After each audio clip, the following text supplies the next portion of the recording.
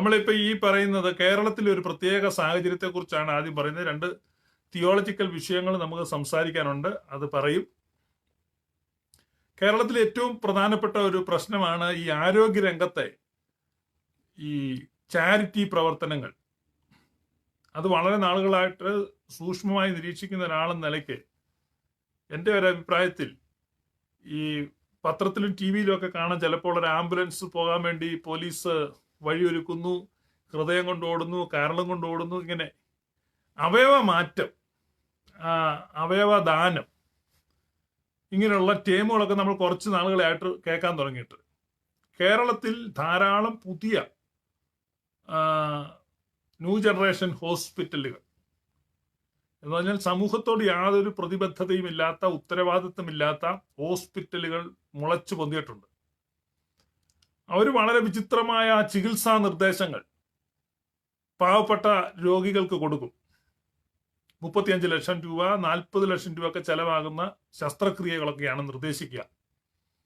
പിന്നീട് അതിന് പിരിവായി social media വന്നു. അതുകൊണ്ട് ബക്കറ്റ് പിരിവ്, സുനിമോളുടെ ജീവൻ രക്ഷിക്കുക, മനോജ് മോഹന്റെ ജീവൻ രക്ഷിക്കുക എന്നൊക്കെ ഉള്ള രീതിയിൽ ലക്ഷക്കണക്കിന് രൂപ സമ്പാദിക്കുന്നു. പക്ഷെ ഈ പണം പിരിവ് കൊടുക്കുന്നല്ലാതെ ഈ രോഗി ഈ ചികിത്സ കൊണ്ട് സൗഖ്യമായോ, അവയവമാറ്റം ഫലപ്രദമായോ, ഇതൊന്നും ആരും ഫോളോ അപ്പ് ചെയ്യുന്നില്ല. നമുക്കെല്ലാം തിരക്കുള്ള ജീവിതമായിട്ട് ആരും അതേപ്പറ്റി തിരക്കൊന്നുമില്ല. സത്യത്തിൽ ധാരാളം ലക്ഷക്കണക്കിന് ആളുകളെ അവയവമാറ്റത്തിന് അല്ല അവയവദാനത്തിന് സമ്മതപത്രം ഒപ്പിടിപ്പിച്ച് മേടിച്ചിട്ടുണ്ട്. അപ്പൊ ഈ ഫ്യൂച്ചറിൽ ഇവർ നടത്തുന്ന ഈ ഒരു വലിയ ബിസിനസ്സിന് വേണ്ടി കേരളീയ സമൂഹത്തെ പരുവപ്പെടുത്തുവാനുള്ള ചില കോക്കസുകളുടെ മാഫിയ പോലെ, അല്ലെങ്കിൽ ചില ആസൂത്രിതമായ, ഗൂഢമായ, സംഘടിതമായ പ്രവർത്തനങ്ങളുടെ ഫലമായിട്ടാണ് നമ്മൾ ഇതെല്ലാം കാണുന്നത്. ഇത് യഥാർത്ഥത്തിൽ ആളുകളെ ഹെൽപ്പ് ചെയ്യുന്നതല്ല. ഇതല്ല അതിന്റെ പരിഹാരം.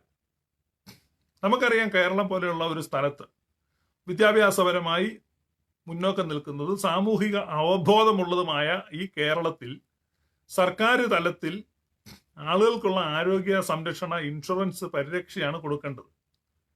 അതിന് പകരമായിട്ട് ഇപ്പം ഒരിടത്ത് ഒരാളെ സഹായിക്കാൻ വേണ്ടി നാട്ടുകാർ പിരിവിട്ടു 35 ലക്ഷം രൂപ, അടുത്തയാളെ 50 ലക്ഷം രൂപ. ഇത് എത്ര നാൾ മുന്നോട്ട് പോകും? കുറച്ച് കഴിയുമ്പോൾ അങ്ങനെയുള്ള കാര്യങ്ങളിൽ ഈ സംഭാവനകളൊക്കെ നിൽക്കും. ഇത് തുടക്കമായതുകൊണ്ട് ആളുകൾ ആവേശത്തിൽ ചെയ്യുന്നതാണ്. ലോകത്തൊരു സമൂഹത്തിൽ അങ്ങനെ ഒരു കാര്യം വിജയിച്ചിട്ടില്ല. മറ്റുള്ളവര് പിരിവിട്ട് ഒരാളെ ചികിത്സിക്കുക, ശസ്ത്രക്രിയ നടത്തുക, അത് ഒന്നോ രണ്ടോ ഒറ്റപ്പെട്ട സംഭവങ്ങളിൽ വിജയിക്കാം. പക്ഷെ വ്യാപകമായി ഇത്തരം രോഗനിർണയങ്ങൾ വർദ്ധിച്ചു വരുന്ന സാഹചര്യത്തിൽ ഒരു പഞ്ചായത്തിൽ തന്നെ സമാന രീതിയിലുള്ള ശസ്ത്രക്രിയ വേണ്ടി വരുന്ന അനേക ആളുകളാണ് വരുന്നത്. അവർക്കെല്ലാം 50 ലക്ഷം രൂപ വെച്ച് സമാഹരിക്കാൻ ആർക്കും കഴിയത്തില്ല. അപ്പൊ ഈ ആരംഭകാലത്ത് ഇത് നടക്കുന്നത് കൊണ്ട് ഈ അവയവമാറ്റ ശസ്ത്രക്രിയ സാധാരണക്കാർക്ക് അപ്രാപ്യമല്ല എന്നുള്ള ഒരു തെറ്റിദ്ധാരണാജനകമായ സൂചനകൾ സമൂഹത്തിൽ കൊടുക്കുവാൻ വേണ്ടി ഈ ഹോസ്പിറ്റലുകാരുടെ ഇടനിലക്കാരായി നിന്നിട്ടാണ് ആളുകൾ ഈ പരിപാടികൾ ചെയ്യുന്നത്. നമ്മളിത് ഒറ്റ നോട്ട് തുറക്കുന്നതാണ് വലിയ നല്ല കാര്യമല്ല. ഇത് നല്ല കാര്യമല്ല. കാരണം ഈ സാധാരണക്കാർക്കും ഇത് പ്രാപ്യമാകും. കാരണം എന്താ? ബക്കറ്റുമായിട്ട് പിരിവിന് ഇറങ്ങിയത്. ഇത് സർക്കാർ നിയന്ത്രിക്കേണ്ട ഒരു വിഷയമാണ്. സർക്കാർ തലത്തിൽ അതിന് നിയന്ത്രണങ്ങൾ ഉണ്ടാകണം. അതുപോലെ സർക്കാർ തലത്തിൽ അതിന് സഹായം, സാധാരണക്കാർക്ക് വേണ്ടിയുള്ള ആരോഗ്യ ഇൻഷുറൻസ് പദ്ധതി ഉണ്ടാകണം. അല്ലാതെ ഈ പിരിവ് കൊടുക്കുന്നതിൻ്റെ അല്ല. കാരണം ആദ്യം മുതൽ ഈ ഓരോന്നിനും നമുക്ക് ആളുകൾ റിക്വസ്റ്റ് അയച്ചുകൊണ്ടിരിക്കും, ഇന്നയാളെ സഹായിക്കണം. പക്ഷെ അത് സഹായിക്കുന്നത് വളരെ നല്ലതാണ്. പക്ഷെ അത് ദീർഘകാല അടിസ്ഥാനത്തിൽ പ്രായോഗികമായ ഒരു കാര്യമല്ല. മറിച്ച് ഇത് വലിയൊരു ദുരന്തമായി തീരത്തേ ഉള്ളൂ. അത് നമ്മൾ സമൂഹം തിരിച്ചറിയണം. അത് പ്രത്യേകിച്ച് കേരളത്തിന്റെ ഭരണാധികാരികളും സാമൂഹിക പ്രവർത്തകരുമാണ് ഇത് തിരിച്ചറിയേണ്ടത്. ഇതുകൊണ്ടുണ്ടാകുന്ന പ്രയോജനം എന്താണെന്ന് ചോദിച്ചു കഴിഞ്ഞാൽ, ആരോഗ്യ ടൂറിസം, അതായത് കേരളത്തിൽ വന്ന് ചെലവ് കുറഞ്ഞ രീതിയിൽ അവയവ മാറ്റമൊക്കെ നടത്തുക, അല്ലെങ്കിൽ തന്നെ പണമുള്ളവർക്ക് അവർക്ക് അവയവ മാറ്റം നടത്തണമെങ്കിൽ അവയവങ്ങൾ ധാരാളമായി അവൈലബിൾ ആക്കുക. എന്നുള്ളതാണ്. അതല്ലാതെ മറ്റൊരു കാര്യമില്ല. അപ്പൊ ഇതിന്റെ അവസാനത്തെ എൻഡ് റിസൾട്ട് എന്ന് പറഞ്ഞാൽ ധനികർക്ക് മാത്രമേ ചികിത്സ കിട്ടൂ. അതിപ്പം അമേരിക്കയിലാണെങ്കിലും അങ്ങനെയാണ്. ഏറ്റവും ഒരു സോഷ്യൽ സെക്യൂരിറ്റി ഉള്ള രാജ്യമാണ് ഇവിടെ. ഇവിടെ മെച്ചപ്പെട്ട ചികിത്സ പണം ഉള്ളവർക്കേ കിട്ടുന്നുള്ളൂ, അല്ലെങ്കിൽ ഇൻഷുറൻസ് വേണം. ഇത് യാഥാർത്ഥ്യമാണ്. അപ്പൊ ഇതിലും മെച്ചമായ ഒരു സംവിധാനവും കേരളത്തിൽ ഉണ്ടാകാൻ പാടില്ല. ഇതിനേക്കാൾ വളരെ ദുരിതമായിരിക്കും. അപ്പൊ ഈ കേരളത്തിൽ ഈ സാഹചര്യത്തിൽ മുന്നോട്ട് പോയി കഴിഞ്ഞാൽ അധികം സമയം കഴിയുന്നതിന് മുമ്പ് എളിയവന്റെ ദീനത്തിന് കാലം തന്നെ തുണ എന്ന് പണ്ട് പഴഞ്ചൊല്ല് പറയുന്ന പോലെ ആ ഒരു ദുസ്ഥിതിയെ വരുത്തും. ഇപ്പോ ഇത് പിരിവെടുത്താണെങ്കിലും ഇങ്ങനെയുള്ള കാര്യങ്ങൾ നടത്തുന്നതിന് 2-3 ഉദ്ദേശമുണ്ട്. ഒന്ന്, ഈ ഡോക്ടർമാർക്ക് ശസ്ത്രക്രിയ ചെയ്ത് പഠിക്കാൻ. ഇപ്പൊ ആർക്കും ആദ്യത്തെ ശസ്ത്രക്രിയ ഒരാളുടെ മേൽ ചെയ്യും പല പ്രാവശ്യം പഠിച്ചെങ്കിലേ ശസ്ത്രക്രിയ ചെയ്യാൻ പറ്റത്തുള്ളൂ. അപ്പം ട്രെയിനീസും അപ്പൊ ഈ ശസ്ത്രക്രിയ ചെയ്ത് പഠിക്കുന്ന ആരുടെ പുറത്താണ്? ഇങ്ങനെയുള്ള ചാരിറ്റി രോഗികളുടെ പുറത്താണ്. ഞാൻ ഈ അമേരിക്കയിൽ ഒരു ഐ സർജനെ കണ്ടു. വെള്ളക്കാരനാണ്. ഞാൻ ഇന്ത്യക്കാരനാണ് എന്നറിഞ്ഞ് ഞങ്ങൾ വർത്തമാനമൊക്കെ പറഞ്ഞുകൊണ്ടിരുന്നപ്പം അദ്ദേഹം എന്നോട് പറഞ്ഞു, ഞാൻ ഇന്ത്യയിലായിരുന്നു മധുര അരവിന്ദ് ആശുപത്രി. കാരണം അരവിന്ദ് ആശുപത്രി സൗജന്യ കണ്ണ് ശസ്ത്രക്രിയ ചെയ്യുന്നുണ്ട്. അപ്പൊ അദ്ദേഹം പറഞ്ഞു, ഈ അമേരിക്കയിൽ ഒരു ഐ സർജനെയൊക്കെ നിയോഗിക്കണമെങ്കിൽ ഇത്ര ഐ സർജറി പെർഫോം ചെയ്യണം. ഇപ്പൊ 2000 ഐ സർജറി പെർഫോം ചെയ്തിട്ടുണ്ടെങ്കിൽ അയാൾക്ക് നല്ല ഹോസ്പിറ്റലിൽ ജോലി കിട്ടും. ഐ സർജറി പോലും നടത്തിയിട്ടില്ല, ഞാൻ കോഴ്സ് പാസ്സായിട്ടുണ്ട് എന്ന് പറഞ്ഞാൽ ആർക്കും കിട്ടത്തില്ല. അപ്പൊ ഇങ്ങനെയുള്ള ആളുകൾ കൈ തെളിയിക്കാൻ വേണ്ടി വരുന്ന സ്ഥലങ്ങളാണ് ഈ അരവിന്ദ് ആശുപത്രി പോലെയുള്ളിടത്തൊക്കെ അവർ വന്ന് കൈ തെളിയിച്ചിട്ടും. അപ്പൊ പുള്ളി എന്നോട് പറഞ്ഞു, ഞാൻ പറഞ്ഞു, ഡോക്ടർ അപ്പം ശസ്ത്രക്രിയ ഞങ്ങളുടെ ജനങ്ങളുടെ മേൽ ശസ്ത്രക്രിയ ചെയ്ത് പഠിക്കാനാണ് വന്നത്. അത് നല്ലപോലെ ചിരിച്ചു. യെസ്, ഞാൻ 2000 സർജറിയോളം ചെയ്തെന്ന് പറഞ്ഞു. അതുകൊണ്ട് റെപ്യൂട്ടഡ് ഐ സർജൻ ആയിട്ട് ഇവിടെ ഇരിക്കുന്നു. അപ്പൊ ഇതൊക്കെ നിങ്ങൾ തിരിച്ചറിയണം. സാധാരണക്കാർ തിരിച്ചറിയേണ്ട കാര്യങ്ങളാണ്. ഇതിനകത്ത് നടക്കുന്ന എന്താണെന്ന് നമുക്കറിയത്തില്ല. ഇതിനകത്ത് ഇങ്ങനെ ഒരുപാട് വഞ്ചനകൾ ഈ വൈദ്യശാസ്ത്ര മേഖലയിലുണ്ട്. അപ്പൊ ഇതിന്റെ എൻഡ് റിസൾട്ട് എന്ന് പറഞ്ഞാൽ കേരളത്തിലെ നല്ലൊരു ശതമാനം ആളുകളെ കൊണ്ട് അവയവ മാറ്റത്തിന് അല്ലെ അവയവദാനത്തിനുള്ള സമ്മതപത്രം ഒപ്പിടിച്ച് മേടിക്കുകയും ഫ്യൂച്ചർ അതിധനികരായ ആളുകൾക്ക് മാത്രം മികച്ച ചികിത്സകൾ കിട്ടുകയും സാധാരണക്കാർക്കും ദരിദ്രർക്കും ചികിത്സകൾ നിഷേധിക്കപ്പെടുകയും ചെയ്യുന്ന ഒരു ഫ്യൂച്ചറാണ് നമ്മളെ കേരളത്തിൽ കാത്തിരിക്കുന്നത് എന്ന് മനസ്സിലാക്കുക. ബാക്കി ഇപ്പൊ കാണുന്നതെല്ലാം കണ്ണിൽ പൊടിയിടാനുള്ള കാര്യങ്ങൾ മാത്രമാണ്. അപ്പൊ ഇതിന് സാമൂഹിക പ്രതിബദ്ധതയുള്ള, ജനങ്ങളോട് സ്നേഹമുള്ള, ഇച്ഛാശക്തിയുള്ള, പ്രതിബദ്ധതയുള്ള, ദീർഘവീക്ഷണമുള്ള ഒരു ഭരണകൂടം, അങ്ങനെയുള്ള ഭരണാധികാരികൾ അധികാരത്തിൽ വരിക എന്നുള്ളത് മാത്രമാണ്. അങ്ങനെയുള്ളവർ നമ്മുടെ സാമൂഹിക പ്രവർത്തകരുടെ ഇടയിൽ ഇപ്പോൾ ഉണ്ടോ ഇല്ലയോ എന്ന് എനിക്കറിയത്തില്ല. അങ്ങനെ ആരെങ്കിലുമൊക്കെ അവശേഷിച്ചിരിക്കുന്നുണ്ടെങ്കിൽ അവരെ ഇല്ലായ്മ ചെയ്യുവാനും ഈ കറുത്ത ശക്തികൾ മടിക്കത്തില്ല. എങ്കിലും അങ്ങനെയുള്ള ഇച്ഛാശക്തിയുള്ള, പ്രതിബദ്ധതയുള്ള, ദീർഘവീക്ഷണമുള്ള, മനുഷ്യസ്നേഹമുള്ള, മനുഷ്യത്വമുള്ള നേതാക്കന്മാർ കേരളത്തിൽ ഉണ്ടാകട്ടെ. നല്ല ഭരണകൂടം ഉണ്ടാകട്ടെ. ജനങ്ങളുടെ ആരോഗ്യ സംരക്ഷണത്തിനായി, സാമൂഹിക സുരക്ഷയ്ക്കായിട്ടുള്ള ദീർഘകാല അടിസ്ഥാനത്തിലുള്ള യാഥാർത്ഥ്യ ബോധത്തെ ഉൾക്കൊള്ളുന്ന പദ്ധതികൾ ഉണ്ടാകട്ടെ എന്നൊക്കെ ആഗ്രഹിക്കുകയും ആശംസിക്കുകയും അതിനായി പ്രാർത്ഥിക്കുകയും ചെയ്യുന്നു. ധാരാളം ആളുകൾ എന്നോട് ഈ നന്മ മരത്തെക്കുറിച്ച് പ്രതികരിക്കണം എന്ന് പറഞ്ഞുകൊണ്ടാണ് ഞാൻ പറഞ്ഞത്. ഞാൻ വ്യക്തികളെ കുറിച്ചല്ല പറഞ്ഞത്. ആ ഒരു ഇന്ന് കേരളത്തിൽ നടക്കുന്ന ഈ കാര്യം ഇരുട്ടുകൊണ്ട് ഓട്ട അടയ്ക്കുക എന്നുള്ളത് മാത്രമാണ്. ഇത്തരത്തിലുള്ള ചാരിറ്റി പ്രവർത്തനങ്ങൾ കൊണ്ട് കേരളത്തിന്റെ പ്രശ്നങ്ങൾ പരിഹരിക്കപ്പെടുന്നില്ല. അത് ഭരണതലത്തിൽ നടത്തേണ്ട ഒന്നാണ്. ഒറ്റപ്പെട്ട വ്യക്തികളായിട്ടോ ചെറിയ സംഘടനകളായിട്ടോ നടത്തുന്ന അത്തരത്തിലുള്ള ചാരിറ്റി പ്രവർത്തനങ്ങൾ കൊണ്ട് ഈ വലിയൊരു വിഷയത്തെ നമുക്ക് പരിഹരിക്കുവാൻ, കൈകാര്യം ചെയ്യുവാൻ കഴിയത്തില്ല. ഉദ്ദേശശുദ്ധിയോടുകൂടിയാണ് ആളുകൾ പണം അയക്കുന്നത്, പണം കൊടുക്കുന്നത്. പക്ഷേ അത് വിപരീത ഫലം മാത്രമേ ഉണ്ടാക്കുകയുള്ളൂ എന്നുള്ളതാണ് യാഥാർത്ഥ്യം. ഈ കാര്യത്തിൽ ആർക്കെങ്കിലും സംശയമുണ്ടെങ്കിൽ അല്ലെങ്കിൽ എതിരഭിപ്രായമുണ്ടെങ്കിൽ എന്നോട് അതിനെക്കുറിച്ച് സംവാദം നടത്താനുണ്ടെങ്കിൽ, സംവാദം ഞാൻ തർക്കമല്ല ഞാൻ ഉദ്ദേശിക്കുന്നത്, നിങ്ങൾക്ക് എന്നെ കോണ്ടാക്ട് ചെയ്യാവുന്നതാണ്. ഞാൻ ഈ പറയുന്ന കാര്യത്തിന് എല്ലാ തരത്തിലുള്ള സപ്പോർട്ടിങ് എവിഡൻസും എനിക്ക് തരാൻ പറ്റൂ. ഇതാണ് അതിൻ്റെ യാഥാർത്ഥ്യം. ഇത് മാത്രമേ നടക്കത്തുള്ളൂ. ഇതിൻ്റെ എൻഡ് റിസൾട്ട് അതായിരിക്കും.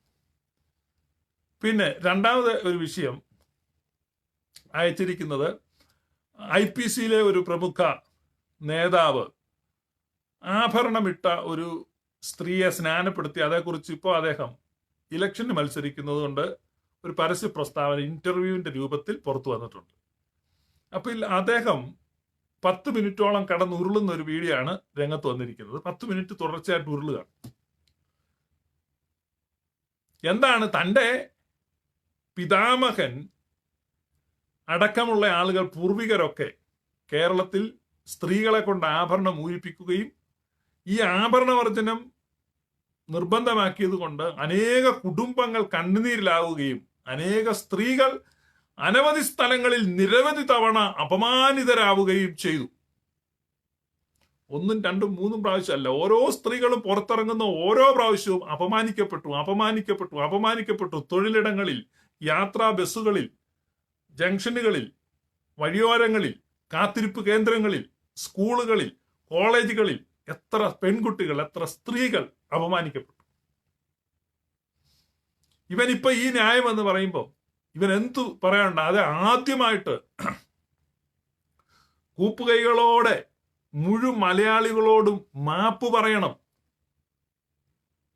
എന്റെ പിഴ, എന്റെ ഏറ്റവും വലിയ പിഴ, എന്റെ അപ്പന്റെ പിഴ, എന്റെ വല്യപ്പന്റെ പിഴ എന്ന് പറഞ്ഞ് മാപ്പ് പറഞ്ഞിട്ട് വേണം ഇപ്പൊ ഈ പുളിഞ്ഞാ പൊത്തുവരുത്തം പറയാൻ. എന്ന് പറഞ്ഞാൽ ഒരു കോട്ടയം ഭാഷ, തെറിയൊന്നുമല്ല. മനസ്സിലായോ? ഇപ്പൊ ന്യായം പറയുക എന്നതാ? മഹാലക്ഷ്മി എന്ന് പറഞ്ഞു കഴിഞ്ഞാൽ അത് പിന്നെ സമ്പത്തിന്റെ ദേവതയാണോ? ഏതാ അങ്ങ് വടക്കേണ്ടിയിലെങ്ങാണ്ട് അങ്ങനെയാണെന്നും അപ്പൊ അതാണെന്നും അതുകൊണ്ട് ആഭരണം ഇട്ട് കഴിഞ്ഞാൽ ആ ദേവിയെ പൂജിക്കുക. എന്തോ ഒരു ബോഷ്ക പറയുന്നു.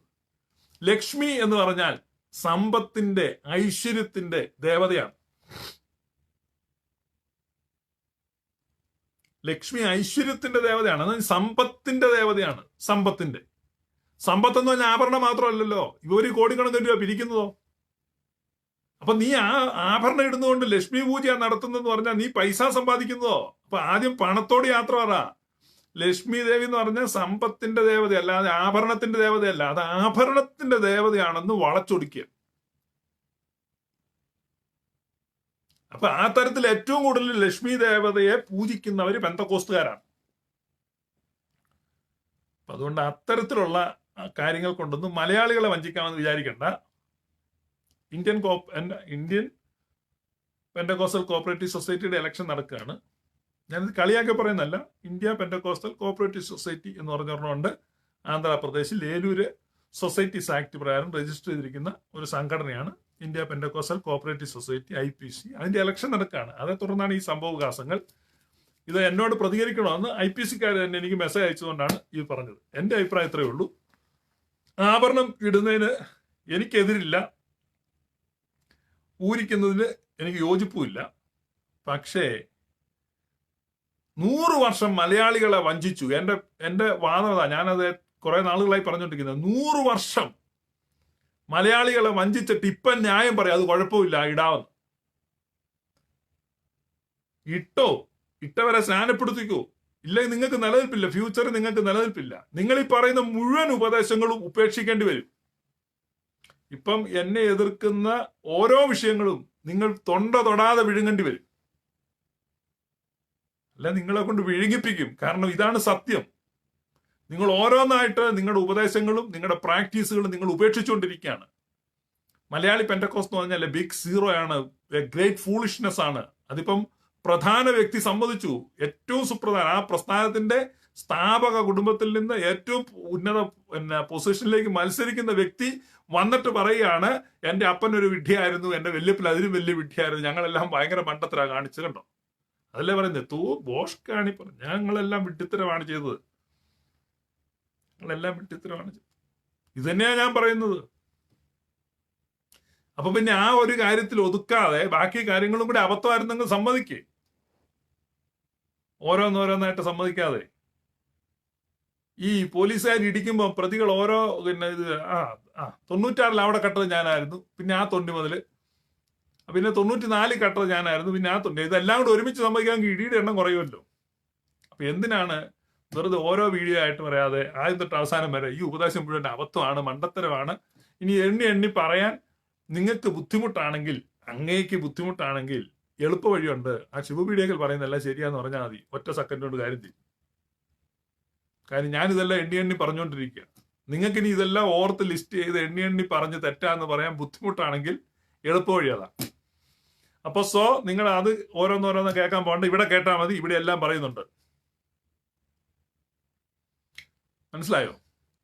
അപ്പം പെന്റക്കോസ്റ്റ് കൾട്ടാണ്, കൾട്ട്. അപ്പൊ കൾട്ടിന്റെ ഒന്നാമത്തെ ആള് വന്നിച്ച് പറഞ്ഞു, ഇത്രയും നാള് ഭയങ്കരമായിരുന്നു, ഞങ്ങൾ കൾട്ടായിരുന്നു, ആളുകളെ കളിപ്പിക്കുകയായിരുന്നു.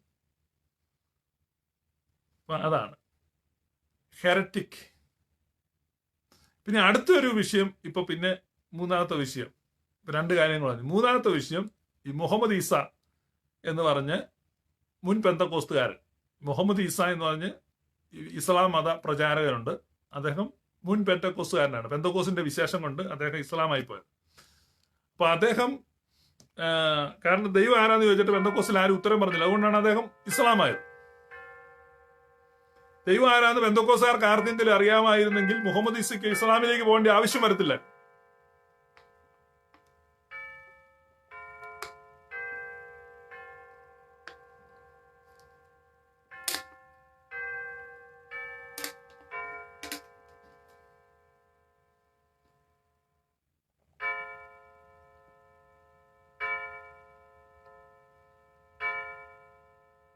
$666 അടിച്ചതാ വിനു ജോസഫ്.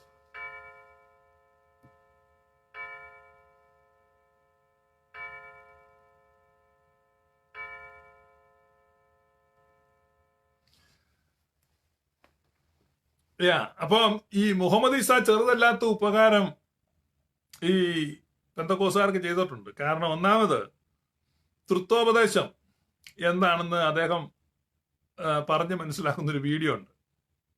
പെന്തക്കോസിൽ ആര് പറയുന്നില്ല, നന്നായിട്ട് അദ്ദേഹം എന്താണ് ഹിസ്റ്റോറിക്കൽ ഫെയ്ത്ത് എന്ന് എക്സ്പ്ലെയിൻ ചെയ്തിട്ടുണ്ട്. ഇപ്പോ അതിലും വലിയൊരു കാര്യമാണ്, സെബാസ്റ്റ്യൻ എന്ന് പറഞ്ഞ ഒരു ചങ്ങാതിയുണ്ട്. അദ്ദേഹം കുറെ പേരുടെ ഞങ്ങൾ ക്രിസ്ത്യാനികളാണെന്ന് പറഞ്ഞ്, ഈ സെബാസ്റ്റ്യനും കൂട്ടരും ക്രിസ്ത്യാനികളല്ല.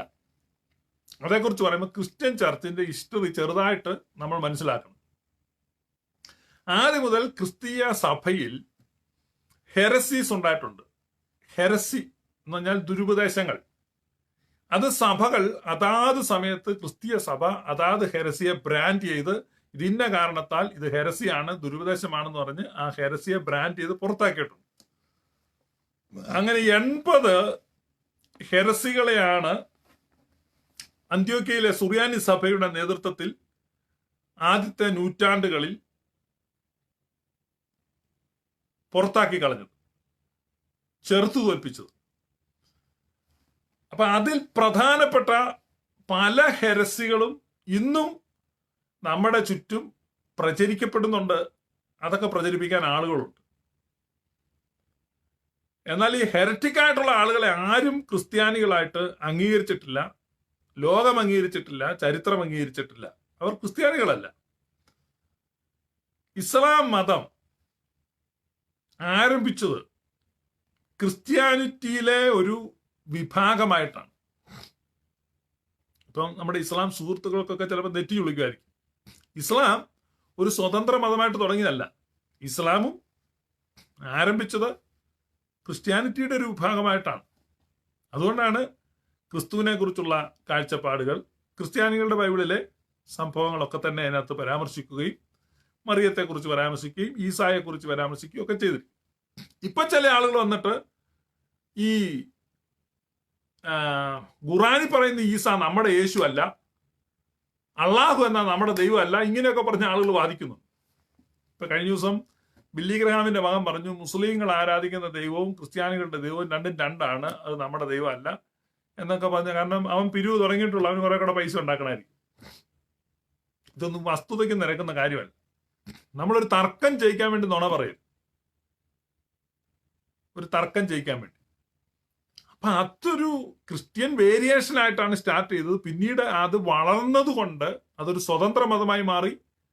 പിന്നീട് ക്രിസ്തു മതത്തിന്റെ ഒപ്പവും അതിനേക്കാൾ വലുതുമായിട്ട് ആ മതം പടർന്നു ലോകത്ത് വളർന്നു എന്നുള്ളതാണ് യാഥാർത്ഥ്യം.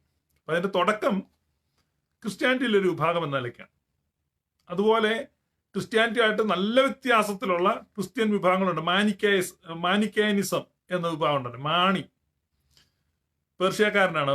മാണി എന്ന് പറഞ്ഞാൽ ഇറാനിയൻ മാണി എന്ന് പറഞ്ഞാൽ മാനിക്കേനിസം എന്നൊരു മതമായിരുന്നു. അതിശക്തമായിട്ട് വളർന്നു. ക്രിസ്ത്യാനിറ്റിയെ തകർത്തത് ഇസ്ലാമിനേക്കാൾ അധികം മാനിക്കേനിസമാണ്. മാനിക്കേനിസം സ്വാധീനിക്കപ്പെട്ടു.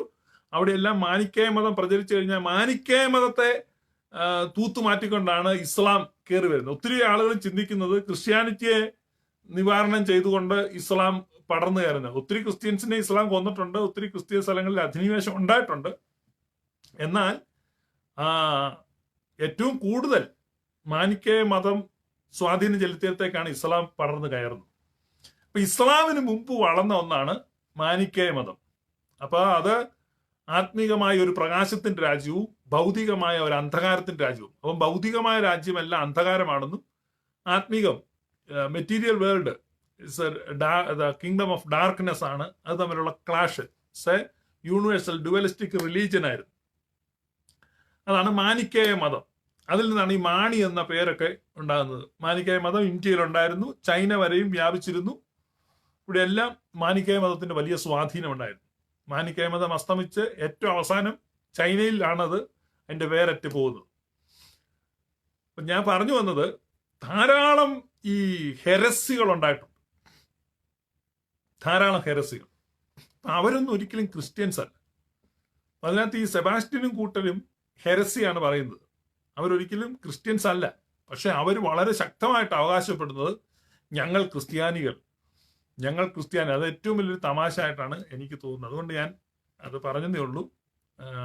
സെബാസ്റ്റ്യന്റെ കൂടെയുള്ള ആരെങ്കിലും ഉണ്ടെങ്കിൽ, എന്നെ കേൾക്കുന്നുണ്ടെങ്കിൽ മനസ്സിലാക്കണം, നിങ്ങൾ ക്രിസ്ത്യാനികളല്ല.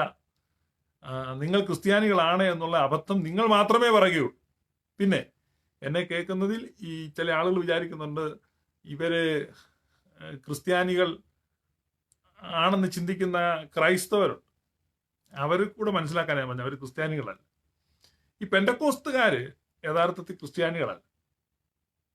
പക്ഷേ ക്രിസ്ത്യാനികളല്ല എന്ന് പറയാതിരിക്കുവാൻ, ക്രിസ്ത്യാനികളാണ് എന്ന് അംഗീകാരം കിട്ടാൻ വേണ്ടി ഈ കൾട്ടായിരിക്കുന്ന പെന്തക്കോസ്ത് അടിസ്ഥാന ഉപദേശങ്ങളിൽ എന്ത് ചെയ്യുന്നില്ല, വേരിയേഷൻ പരസ്യമായി പറയുന്നില്ല. ശ്രദ്ധിക്കണം.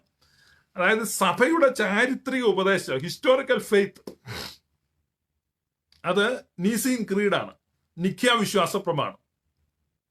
സർവശക്തിയുള്ള പിതാവായ ആകാശത്തിന്റെയും ഭൂമിയുടെയും കാണപ്പെടുന്നതും കാണപ്പെടാത്തതുമായ സകലത്തിന്റെയും സൃഷ്ടാവായ സത്യ ഏക ദൈവത്തിൽ ഞങ്ങൾ വിശ്വസിക്കുന്നു എന്ന് തുടങ്ങുന്ന നീസീൻ ക്രീഡ് 4 പാരഗ്രാഫാണ് ക്രിസ്തീയ സഭയുടെ അടിസ്ഥാന വിശ്വാസം. അപ്പൊ ഇതൊരിക്കലും പെന്തക്കോസ്തുകാർ എന്ത് ചെയ്യുന്നില്ല, പരസ്യമായി നിഷേധിക്കത്തില്ല. ഞങ്ങളും അത് തന്നെയാണ് വിശ്വസിക്കുന്നത് എന്ന് പറയും. ഞങ്ങളും അത് തന്നെയാണ് വിശ്വസിക്കുന്നതെന്ന് പറയുമ്പോൾ അവർക്ക് ക്രിസ്ത്യാനികൾ എന്നുള്ള ഒരു അപ്രൂവൽ കിട്ടും. അപ്പൊ ക്രിസ്ത്യാനികളാണ് തങ്ങൾ എന്നുള്ള ഒരു തെറ്റിദ്ധാരണ പരത്തിയിട്ടാണ് ഇവർ ഈ ഹെററ്റിക് ടീച്ചിങ്ങുകൾ മുഴുവൻ പരത്തുന്നത്. അപ്പൊ ഇവര് ക്രിസ്ത്യൻസ് അല്ല എന്ന് ഞാൻ തെളിയിക്കാൻ പോവാണ്. പെന്തക്കോസ്തുകാര് ഉണ്ടെങ്കിൽ എന്നോട് പിണങ്ങരുത്, യാഥാർത്ഥ്യമാണ് പറയുന്നത്. അങ്ങനെയാണോ അല്ലയോ എന്ന് നിങ്ങൾ പരിശോധിച്ച് നോക്കണം. അപ്പൊ ഈ പിതാവ് പുത്രൻ പരിശുദ്ധാത്മാവായ ത്രിയേക ദൈവത്തിലാണ് ക്രിസ്ത്യാനികൾ വിശ്വസിക്കുന്നത്. ഈ ത്രിയേക ദൈവത്തിൽ വിശ്വസിക്കുന്നവരാണ് ക്രിസ്ത്യാനികൾ. അല്ലാത്തവര് ക്രിസ്ത്യാനികളല്ല. ത്രിയേക ദൈവത്തിൽ വിശ്വസിക്കുന്നവരാണ് ക്രിസ്ത്യാനികൾ, അല്ലാത്തവർ ക്രിസ്ത്യാനികൾ അല്ല. അപ്പൊ ഈ സഭയില് ഹെരസികൾ വന്നു. അതിൽ പ്രധാനപ്പെട്ട ഒരു ഹെററ്റിക് ടീച്ചറായിരുന്നു അറിയൂസ്. അപ്പൊ അതിനെ അറിയൂസിന്റെ വേദവിപരീതം എന്നാണ് പറയുന്നത്. അറിയൂസിന്റെ വേദവിപരീതം. ഇപ്പം ആര്യൻ ഹെരസി. എന്താണ് അറിയൂസിന്റെ വേദവിപരീതം? അറിയൂസിന്റെ വേദവിപരീതം എന്ന് പറഞ്ഞാൽ കേട്ടാൽ നമുക്ക് വേദവിപരീതം തോന്നത്തില്ല, നല്ല ഉപദേശമാണെന്ന് തോന്നും. കാരണം അറിയൂസിന്റെ ഉപദേശത്തിൽ യേശുക്രിസ്തു ദൈവമല്ലായിരുന്നു. അപ്പൊ യേശുക്രിസ്തുവിന്റെ ദൈവത്വം എന്ന വിഷയത്തിൽ ഡിസ്പ്യൂട്ട്. അപ്പൊ ക്രിസ്തുവിൽ ദൈവത്വമില്ല എന്നുള്ളതാണ് അറിയൂസ് വാദിച്ചത്. പിതാവായ ദൈവം, ഏക ദൈവം, അതാണ് അറിയൂസിന്റെ ഉപദേശം. അപ്പൊ അറിയൂസിന്റെ ഉപദേശത്തോട് എതിർത്ത് നിന്നത് അലക്സാണ്ട്രിയയിലെ ബിഷപ്പ് അലക്സാണ്ടറായി. അലക്സാണ്ടർ എന്ന ബിഷപ്പിന്റെ അസിസ്റ്റന്റ് ആയിട്ട്, സഹായിയായിട്ട് നിക്കാ സുന്നോദോസിൽ വന്ന ഒരു ഷെമ്മാശനായിരുന്നു അത്താനാസിയോസ്. എന്നാൽ ആ ഷെമ്മാശനായിരുന്ന അത്താനാസിയോസ് നിക്കാ സുന്നോദോസിലെ ശ്രദ്ധാകേന്ദ്രമായി മാറി. പരിശുദ്ധാത്മാവിന്റെ പ്രത്യേക നിയോഗം അദ്ദേഹത്തിന് ഉണ്ടായിരുന്നു. വളരെ ചെറുപ്പത്തിലെ തന്നെ ദൈവശാസ്ത്ര വിഷയങ്ങൾ ഫോർമൽ എഡ്യൂക്കേഷൻ കൂടാതെ തന്നെ പറയുവാനുള്ള സിദ്ധി അത്താനാസിയോസിനുണ്ടായിരുന്നു. അത്താനാസിയോസ് കൊച്ചു കൂട്ടുകാരുമായിട്ട് ഒരുമിച്ച് കളിക്കുമ്പോൾ പോലും അദ്ദേഹം ദൈവശാസ്ത്രം ആയിരുന്നു കൊച്ചുങ്ങളോട് പറഞ്ഞുകൊണ്ടിരുന്നത്, കൂട്ടുകാരോട്. ഇതൊരിക്കൽ ഈ ബിഷപ്പ് അലക്സാണ്ടർ കാണുവാനിടയായി. അങ്ങനെ ആ കുഞ്ഞിനെ, ആ മാതാപിതാക്കളെ എല്ലാം കൂടെ തൻ്റെ താമസ സ്ഥലത്തേക്ക് വിളിപ്പിച്ചു, കാര്യങ്ങൾ ചോദിച്ചു. അപ്പൊ ഈ പയ്യന്റെ മികവ് കണ്ടോണ്ട് ഇനി ഇവൻ ഇവിടെ നിന്നോട്ടെന്ന് പറഞ്ഞ് തന്റെ കൂടെ നിർത്തുകയായിരുന്നു. അങ്ങനെയാണ് ഷെമ്മാശനെ.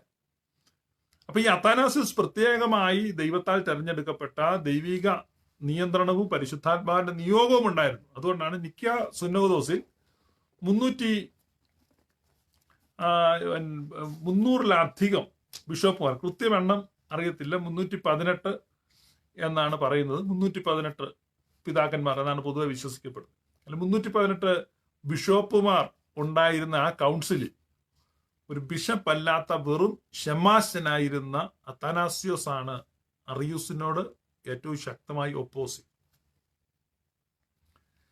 നമ്മൾ ഇന്ന് ഓർക്കുന്ന, ഇന്നിപ്പോ അത്താനാസിയോസിനെ ബിഷപ്പായിട്ട് അറിയുന്നത്, അന്ന് അത് പറയുന്ന സമയത്ത് അദ്ദേഹം ബിഷപ്പ് അല്ലായിരുന്നു, വെറും ഒരു ഷെമ്മാശൻ. ഒരു ഷെമ്മാശൻ എന്ന് പറഞ്ഞാൽ ഓർത്തഡോക്സിയിൽ എത്ര സ്ഥാനം ഉണ്ടെന്ന് നിങ്ങൾക്കറിയാം. കാരണം ഷെമ്മാശന് മുകളിലാണ് കശീശ. കശീശ എന്ന് പറഞ്ഞാൽ നമ്മൾ ഈ അച്ഛൻ എന്ന് പറയുന്ന സ്ഥാനം. അതിന് മുകളിലാണ് ബിഷപ്പ്, എപ്പിസ്കോപ്പ, ബിഷപ്പ് വരണം. അപ്പൊ ഈ വെറും ഒരു ഷെമ്മാശൻ എന്ന് പറഞ്ഞാൽ അച്ഛന്റെ കൈക്ക് വെള്ളം ഒഴിച്ചു കൊടുക്കുക എന്നുള്ള കൂടുതൽ പൊസിഷനൊന്നും അന്നത്തെ കാലത്തില്ല. ആ ഷെമ്മാശനാണ് ചക്രവർത്തിയോട് ചെന്ന് സംസാരിക്കുന്നത്. ഞാൻ പറഞ്ഞ അറിയൂസിന്റെ വേദവിപരീതം, അറിയൂസ് കൊണ്ടുവന്ന ഉപദേശം പിതാവായ ദൈവം മാത്രമാണ് ദൈവം. ഇപ്പൊ ആ വേദവിപരീതമാണ് നമ്മുടെ ഈ ഓൺലൈനിൽ നിങ്ങൾ സജീവമായിട്ട് കാണുന്ന കുരുവിള കുളഞ്ഞിക്കൊമ്പൽ സാമുവേൽ എന്ന് പറഞ്ഞൊരു സഹോദരനുണ്ട്. അദ്ദേഹം അറിയൂസിന്റെ ശബ്ദമാണ്. അപ്പൊ അറിയൂസ് ആണ് ഇന്നും അദ്ദേഹത്തിനോട് സംസാരിക്കുന്നത്. അറിയൂസിന്റെ പക്ഷക്കാർ ഇന്നുമുണ്ട്. അറിയൂസിന്റെ പക്ഷക്കാരാണ് യഹോവ സാക്ഷികൾ എന്നറിയപ്പെടുന്ന വിഭാഗം. അറിയൂസിന്റെ ഉപദേശമാണ്. പക്ഷെ അവർ ക്രിസ്ത്യാനികളല്ല, അവരെ ക്രിസ്ത്യാനികളായിട്ട് അംഗീകരിക്കുന്നില്ല, ക്രിസ്ത്യൻ വിഭാഗമല്ല. പക്ഷെ പെന്റക്കോസ്തുകാർ സ്റ്റിൽ ക്രിസ്ത്യൻ വിഭാഗം എന്ന ലേവൽ അവർ നേടിയെടുത്തിരിക്കുകയാണ്. എങ്ങനെയാന്ന് വെച്ചാൽ അവർ പരസ്യമായിട്ട് എല്ലായിടത്തും ഞങ്ങൾ ഇതൊക്കെ അംഗീകരിക്കുന്നുണ്ടെന്ന് പറയും, പക്ഷെ രഹസ്യത്തിൽ അംഗീകരിക്കത്തില്ല. പരസ്യമായിട്ട് ഞങ്ങൾ തൃത്വം അംഗീകരിക്കുന്നവരാണെന്ന് പറയും, പക്ഷെ രഹസ്യത്തിൽ അവർ അംഗീകരിക്കത്തില്ല. വ്യക്തിപരമായി അവർ അംഗീകരിക്കത്തില്ല. സംവാദ വേദികളിൽ അവർ അംഗീകരിക്കത്തില്ല. സോഷ്യൽ മാധ്യമങ്ങളിൽ അവർ അംഗീകരിക്കത്തില്ല. പക്ഷേ ആരെങ്കിലും ഉത്തരവാദിത്തപ്പെട്ടവർ ചോദിച്ചാൽ പറയുകയോ ഞങ്ങൾ എല്ലാം തൃത്വം വിശ്വസിക്കുന്നുണ്ട്. അവരുടെ കോപ്പറേറ്റീവ് സൊസൈറ്റിയുടെ ഭരണഘടന എഴുതി ഏലൂര് രജിസ്റ്റർ ചെയ്യാൻ കൊടുത്തിരിക്കുന്നു. അവിടെ കൊണ്ട് എഴുതി കൊടുത്തിട്ടുണ്ട് ഞങ്ങളൊക്കെ തൃത്വം വിശ്വസിക്കുന്ന ക്രിസ്ത്യാനികളാണ്. കാരണം എന്താ? കാരണം ഈ സംഘടന രജിസ്റ്റർ ചെയ്തത് ഇന്ത്യക്ക് സ്വാതന്ത്ര്യം കിട്ടുന്നതിന് മുമ്പാണ്, ബ്രിട്ടീഷുകാർ ഭരിക്കുന്ന സമയത്താണ്. അപ്പൊ അന്ന് തൃത്വം വിശ്വസിക്കുന്നു എന്ന് പറഞ്ഞ് മാത്രമേ ക്രിസ്തീയ സഭ രജിസ്റ്റർ ചെയ്യാൻ പറ്റത്തുള്ളൂ. ഇവർ വിശ്വസിക്കുന്നില്ല, ഇവരിത് വിശ്വസിക്കുന്നില്ല. ഇവരിത് പറഞ്ഞ് ഞങ്ങൾ തൃത്വം വിശ്വസിക്കുന്നില്ല എന്ന് പറഞ്ഞാൽ പിന്നെ കൾട്ടായി പോകും. അപ്പൊ അതുകൊണ്ട് ഏട്ടിലപ്പടിയും പയറ്റിലിപ്പടിയും എന്ന് പറയും.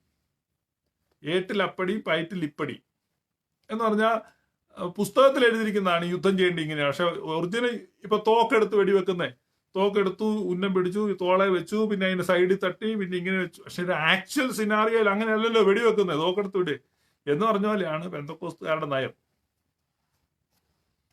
അപ്പൊ ഇതൊക്കെ ഭരണഘടനയിൽ ഞങ്ങൾ അങ്ങനെ അല്ല, ഞങ്ങളുടെ രജിസ്റ്റർ ചെയ്ത ബൈലോയിൽ ഞങ്ങൾ അങ്ങനെ എഴുതും. പക്ഷേ ഞങ്ങൾ ആക്ച്വലി തൃത്വവിശ്വാസികൾ അല്ല.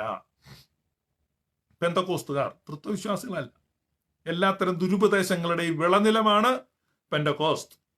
അപ്പോൾ ഒന്ന് അറിയൂസിന്റെ ഉപദേശം. അപ്പൊ ഞാൻ പറഞ്ഞ അതൊക്കെ യഹോവ സാക്ഷിക്കാര് ഉണ്ട്, കുരുവിള കുളഞ്ഞിക്കൊമ്പലുണ്ട്. അങ്ങനെ മറ്റൊരു ദുരുപദേശം ആദ്യമ നൂറ്റാണ്ട് വന്നാണ് സെബല്യനിസം. സെബല്യനിസം എന്ന് പറഞ്ഞാൽ സെബല്യൻ അദ്ദേഹം കൊണ്ടുവന്ന ഉപദേശം യേശുക്രിസ്തു ദൈവമാണ്, പക്ഷേ ദൈവം ഒന്നേ ഉള്ളൂ. അപ്പൊ അതുകൊണ്ട് ദൈവം, പിതാവായ ദൈവമുണ്ട്. അറിയൂസ് പറഞ്ഞ ദൈവമാണ് ദൈവം, പക്ഷെ അതേ ദൈവമാണ് യേശുക്രിസ്തു. അപ്പൊ 3 മോഡുകളാണ്. അപ്പൊ അതിനെയാണ് വേഷവാദം അല്ലെങ്കിൽ മോഡലിസം എന്ന് വിളിക്കുന്ന ദുരുപദേശം, ഹെരസി. അതായത് ദൈവം കുറെ കാലത്ത് പിതാവായിട്ടും പിന്നെ കുറെ കാലം പുത്രനായിട്ടും പിന്നെ ഈ കാലം പരിശുദ്ധാത്മാവായിട്ടും നമ്മോട് ഇടപെടുന്നു എന്നുള്ള വാദമാണ് വേഷവാദം. ഇതാണ് പെന്തക്കോസ്ത് വിശ്വാസം. അതുകൊണ്ട് അവര് പറയും പിതാവിന്റെ യുഗം, പുത്രന്റെ യുഗം, ഇത് പരിശുദ്ധാത്മാവിന്റെ യുഗം. പക്ഷെ സത്യവിശ്വാസികൾ പറയും അങ്ങനെ യുഗമൊന്നുമില്ല. ഇങ്ങനത്തെ പ്രസംഗം കേട്ട് കൈയടിച്ച ചില കരിസ്മാറ്റിക്കാർ ഇപ്പൊ എന്നെ കണ്ടുകൊണ്ട് നിൽപ്പുണ്ട്, ഇതിനകത്ത് എനിക്ക് കാണാൻ പറ്റുന്നുണ്ട്. നിങ്ങൾക്കും അബദ്ധം പറ്റിയതാണ്. കത്തോലിക്ക കരിസ്മാറ്റിക്കിനകത്തുള്ള പല ആളുകളും ഇങ്ങനെ പ്രസംഗിക്കുന്നത് ഞാൻ കേട്ടിട്ടുണ്ട്. പിതാവിന്റെ യുഗം, പുത്രന്റെ യുഗം, പരിശുദ്ധാത്മാവിന്റെ യുഗം. സത്യവിശ്വാസികളെ സംബന്ധിച്ച് ഒറ്റ യുഗമേ ഉള്ളൂ, അത് പിതാവും പുത്രനും പരിശുദ്ധാത്മാവുമായ ത്രിയേക ദൈവത്തിന്റെ യുഗം. നിത്യം പിതാവും പുത്രനും പരിശുദ്ധാത്മാവുമായ സർവേശ്വര എന്നും എന്നേക്കും ആമീൻ എന്ന് സുറിയാനി കുർബാനയിൽ ചൊല്ലി കേൾക്കുകയും പ്രതിവാക്യം പറയുകയും ചെയ്യുന്ന അതേ സുറിയാനി ക്രിസ്ത്യാനികൾ ഈ കരിസ്മാറ്റിക്കിന്റെ മീറ്റിംഗിൽ ഇരുന്ന് ഇത് പരിശുദ്ധാത്മാവിന്റെ യുഗമാണെന്ന് പറഞ്ഞ് ചാടുന്ന ഞാൻ കണ്ടിട്ടുണ്ട്. കാരണം ഈ പറയുന്നത് എന്താണെന്നും പ്രതിവാക്യം പറയുന്നത് എന്താണെന്നും മനസ്സിലാകുന്നില്ല. നിത്യം പിതാവും പുത്രനും പരിശുദ്ധാത്മാവുമായ സർവേശ്വര ഇല്ലേ? ഇല്ല, വിനു ജോസഫ് ഒരു കത്തോലിക്കൻ എന്നെ കേട്ടോണ്ടെന്ന് പറയട്ടെ, ഉണ്ടോ ഇല്ലയോ? ഉണ്ടോ വിനു? അങ്ങനെയല്ലേ? പക്ഷേ നമ്മൾ എന്ത് ചെയ്യും? നമ്മൾ ഈ ദുരുപദേശത്തിന് ആമേൻ പറയും. കാരണം കേൾക്കാൻ രസം. പിതാവിന്റെ യുഗം, പുത്രന്റെ യുഗം, പുത്രന്റെ 33 അല്ല, പുത്രഭാവം 33 കൊല്ലത്തെ, പിന്നെ പരിശുദ്ധാത്മാവിന്റെ ഒരു പരിപാടി. ഇതാണ് മോഡലിസം. ഒരു ദൈവമേ ഉള്ളൂ, ഒരു ദൈവം.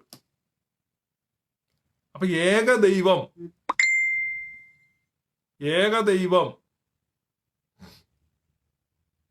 ക്രിസ്ത്യാനികളുടേത് ത്രിയേക ദൈവമാണ്. ക്രിസ്ത്യാനികളുടേത് ത്രിയേക ദൈവമാണ്. യഹൂദന്റെ അണ്ടർസ്റ്റാൻഡിങ് ഏകദൈവമായിരുന്നു. ഇസ്ലാമിക ധാരണ ഏകദൈവമാണെന്നാണ്. ഇപ്പൊ ശുദ്ധമായ കൃത്യമായ ദൈവിക വെളിപ്പാട്, ദൈവിക രഹസ്യങ്ങൾ, മിസ്റ്ററീസ് കയ്യിൽ കിട്ടിയിരിക്കുന്ന മിസ്റ്ററി ഓഫ് ഡിസ്പെൻസേഷൻ, അപ്പൊ ദൈവിക വ്യവസ്ഥയുടെ മർമ്മം കയ്യിൽ കിട്ടിയ അപ്പോസ്തലന്മാരിൽ നിന്ന് ക്രിസ്തീയ സഭയ്ക്ക് പകർന്നു കിട്ടിയിരിക്കുന്ന ദൈവ വെളിപ്പാട്, ദൈവം ത്രിയേകനാണെന്നുള്ളതാണ്. ആ ത്രിയേക ദൈവത്തിലാണ് യഥാർത്ഥ ക്രിസ്തീയ സഭകൾ വിശ്വസിക്കുന്നത്. ക്രിസ്തീയ സഭകളുടെ ഉപദേശം ത്രിയേക ദൈവത്തിൽ അടിസ്ഥാനപ്പെട്ട് അല്ലെങ്കിൽ ദൈവത്തെക്കുറിച്ചുള്ള ത്രിയേക വീക്ഷണത്തിലാണ്. അപ്പൊ അത്തരത്തിൽ ഒരു ഹെററ്റിക് മാത്രമാണ് ഈ സെബാസ്റ്റ്യൻ എന്ന് പറയുന്ന ആ വ്യക്തിയും അദ്ദേഹത്തിന്റെ അനുയായികളും. They are not Christians. പക്ഷെ അവരിപ്പോഴും അവകാശപ്പെടും ഞങ്ങൾ ക്രിസ്ത്യാനികളാണെന്ന്. അതൊരു വലിയ ചരിത്രത്തിലെ വലിയൊരു കോമഡിയാണ്. നിങ്ങൾ മനസ്സിലാക്കണം, അവർ ഹെററ്റിക്സ് ആണ്. ഈ ജിജി എബ്രഹാം എഴുതിയിരിക്കുന്നത് പിതാവും പുത്രനും പരിശുദ്ധ റൂഹാമായ സത്യേക ദൈവത്തിന്റെ തിരുനാമത്തിൽ തനിക്ക് സ്തുതി. ആമേൻ.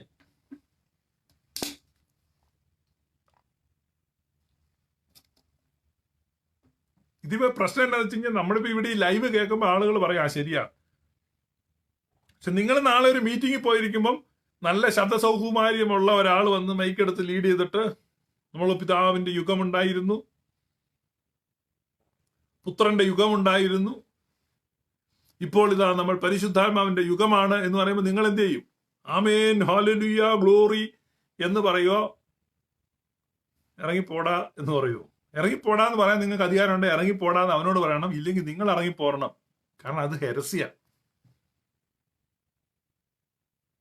അത് ഹെരസിയാണ്. നിങ്ങളുടെ പള്ളിയിൽ ധ്യാനം നടത്താൻ വരുന്ന ആള് അങ്ങനെ പറഞ്ഞാൽ, എന്നെ കേൾക്കുന്ന അച്ഛന്മാർ ആരെങ്കിലും ഉണ്ടെങ്കിൽ അച്ഛന്മാർ തിരുത്തും അവരെ. അങ്ങനത്തെ യുഗങ്ങൾ ഇവിടെ വേണ്ട. കാരണം നിത്യം പിതാവും പുത്രനും പരിശുദ്ധാത്മാവുമായ സർവേസ് ശുഭഹോല പോലെ റൂഹോ കാദീശോ എന്ന് സുറിയാനി പുരോഹിതൻ പറയുമ്പം അടുത്ത മനോഹല മോഹൽ മിനാമീൻ എന്ന് പറഞ്ഞ എന്താ എന്ന് പറഞ്ഞ ആദി മുതൽ ഇന്നും എന്നേക്കും അങ്ങനെ തന്നെ ആമേൻ. Now and for ever and ever more amen. ആദി മുതൽ ഇന്നും എന്നേക്കും തന്നെ ആമേൻ. അങ്ങനെയല്ലേ? അപ്പൊ പിതാവിനും പുത്രനും ഈ ശുഭഹോലാപോലോ എന്ന് പറയുമ്പോൾ പിതാവിനും പുത്രനും പരിശുദ്ധ റുഹായിക്കും സ്തുതി എന്നാണ്. പിതാവിനും പുത്രനും പരിശുദ്ധ റുഹായിക്കും സ്തുതി എന്ന് പറയുമ്പോൾ ആദി മുതൽ ഇന്നും എന്നേക്കും തന്നെ അങ്ങനെ തന്നെ ആമേൻ. അപ്പൊ ഈ പിതാവിന്റെ യുഗം, പരിശുദ്ധാത്മാവിന്റെ യുഗം, പുത്രന്റെ യുഗമൊന്നുമില്ല. പിതാവിനും പുത്രനും പരിശുദ്ധ റുഹായിക്കും കൂടെ ഒറ്റ യുഗമാണ്. ആദ്യം മുതൽ അങ്ങനെയാണ്. ഇതാണ് ട്രൂ ഫെയ്ത്ത്, ഇതാണ് ട്രൂ വർഷിപ്പ്. അതിനെയാണ് ഓർത്തോഡോക്സി എന്ന് പറയുന്നത്. ഓർത്ത് എന്ന് പറഞ്ഞാൽ ഓർത്തോഡോക്സി. ഓർത്തോ എന്ന് പറഞ്ഞു കഴിഞ്ഞാൽ സ്ട്രെയിറ്റ് എന്ന, സ്ട്രെയിറ്റ്. ഡോക്സ എന്ന് പറഞ്ഞാൽ സ്തുതിയ, ഡോക്സോളജി എന്നൊക്കെ നിങ്ങൾ കേട്ടില്ല. അപ്പൊ ഡോക്സ എന്ന് പറഞ്ഞാൽ സ്തുതിയാണ്. അപ്പൊ സ്തുതി ചൊവ്വാക്കപ്പെട്ടു എന്നാണ് ഈ ഓർത്തഡോക്സിന്റെ അർത്ഥം. അതുകൊണ്ടാണ് ഈ സ്തുതി ചൊവ്വാക്കപ്പെട്ട സഭ എന്ന് പറയുന്നത്. അപ്പൊ ഓർത്തഡോക്സി എന്ന് പറഞ്ഞാൽ പിതാവിനും പുത്രനും പരിശുദ്ധ റുഹായിക്കും സ്തുതി എന്നുള്ളതാണ് ഓർത്തഡോക്സി. അപ്പൊ അതാണ് നമ്മുടെ പാരാമീറ്റർ. അപ്പൊ പിതാവിനും പുത്രനും പരിശുദ്ധ റുഹായിക്കും സ്തുതി. അയ്യോ, ഇതിന് ചില ആളുകൾ എപ്പോഴൊക്കെ വേരിയേഷൻ ഉണ്ടോ? പിതാവിന് പുത്രനിലൂടെ പരിശുദ്ധാത്മാവിൽ സ്തുതി. അപ്പൊ ഇടക്കാലത്ത് അങ്ങനെ ഒരു പരിഷ്കാരം കൊണ്ടുവന്നു. അതിനെ തിരുത്തിയിട്ട് പിതാവിന് പുത്രനിലൂടെ പരിശുദ്ധാത്മാവിൽ സ്തുതി അല്ല, പിതാവിനും പുത്രനും പരിശുദ്ധ റുഹായിക്കും സ്തുതി ആണ് സ്തുതി ചൊവ്വ. നിത്യം പിതാവും പുത്രനും പരിശുദ്ധ റുഹായുമായ സർവേശ്വർ. ഇതാണ് true understanding and this is true worship. ഇതാണ് ഓർത്തഡോക്സ്. ഞാൻ പറഞ്ഞു വന്നത് ഹെരസീസിനെ കുറിച്ചാണ്. അപ്പൊ അറിയൂസിന്റെ ദുരുപദേശം പിതാവ് മാത്രമാണ് ദൈവം, പുത്രൻ ദൈവമല്ല, അതങ്ങനെ വന്നു.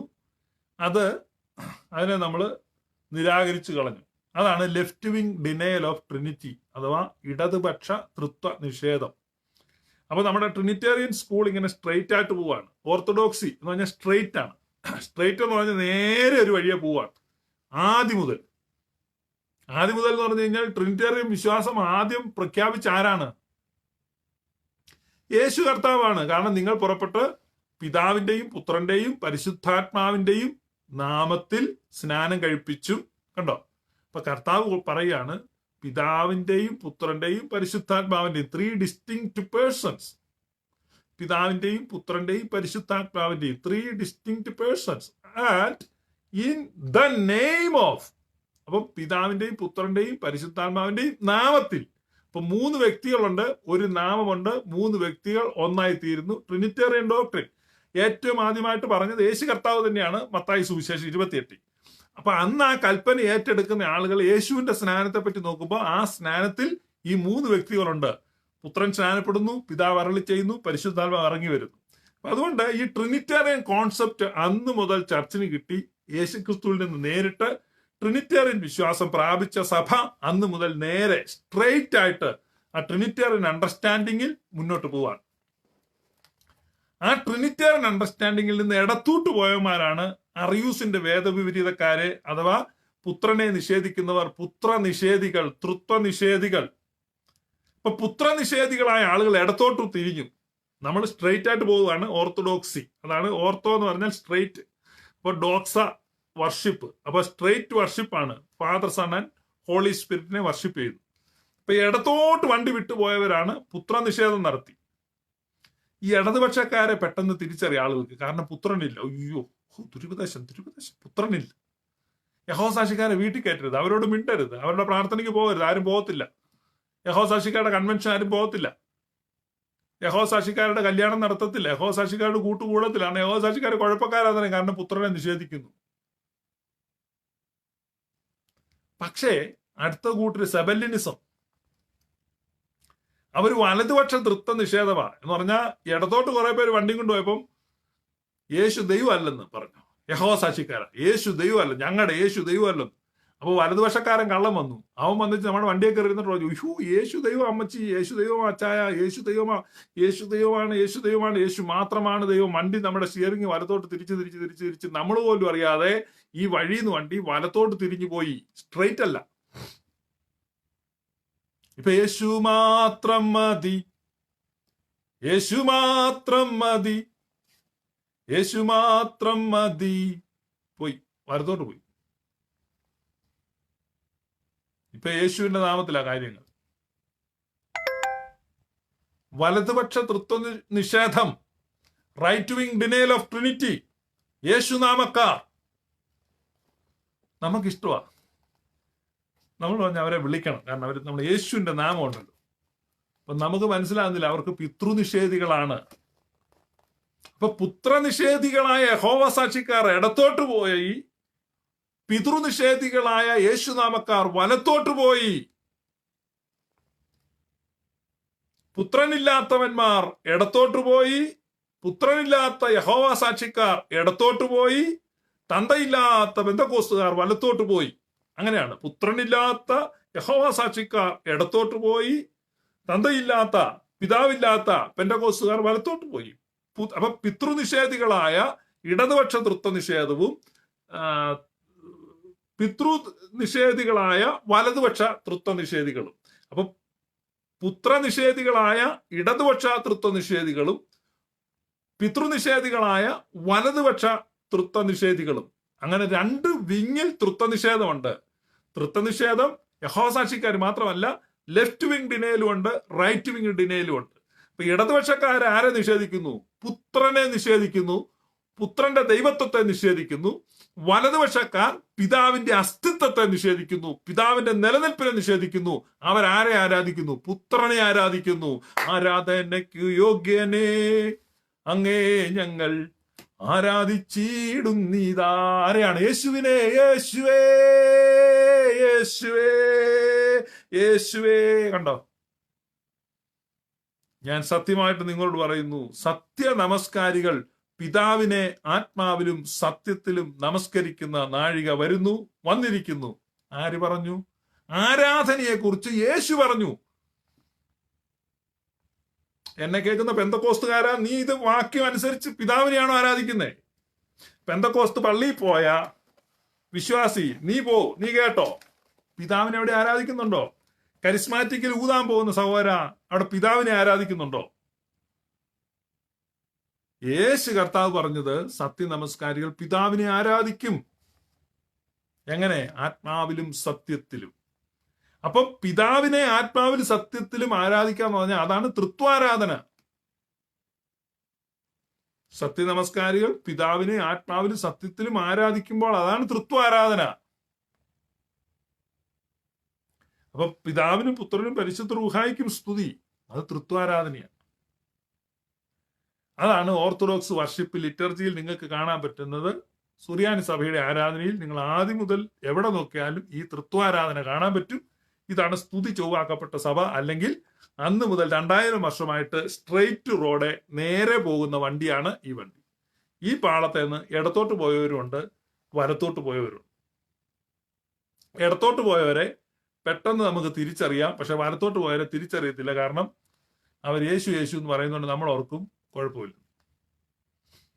ഇതാണ് ഈ സെബാസ്റ്റ്യന്റെയും കൂട്ടരുടെയും കഥ. ഈ പറയുന്ന വിശ്വാസമാണ് പെന്തക്കോസ്തുകാർ പിടിച്ചിരിക്കുന്നത്. പക്ഷേ അവർ ബുദ്ധിപൂർവം കോപ്പറേറ്റീവ് സൊസൈറ്റി രജിസ്റ്റർ ചെയ്തപ്പം അവിടെ കൊണ്ട് എഴുതി വെച്ചു, ഞങ്ങൾ തൃത്വവിശ്വാസികളാണ്. എന്താ? സായിപ്പിനെ പേടിച്ചിട്ട. സായിപ്പ് ഭരിക്കുന്ന കാലമായതുകൊണ്ട് അവരത് എഴുതി വെച്ചു. ഇപ്പൊ പെന്തക്കോസ്തുകാർ യേശുനാമക്കാരാണെങ്കിൽ വിശ്വസിക്കുന്നു, പറയുന്നു. പെന്തക്കോസ്തുകാർ അതാ തന്നെ വിശ്വസിക്കുന്നു, പക്ഷെ പറയത്തില്ല.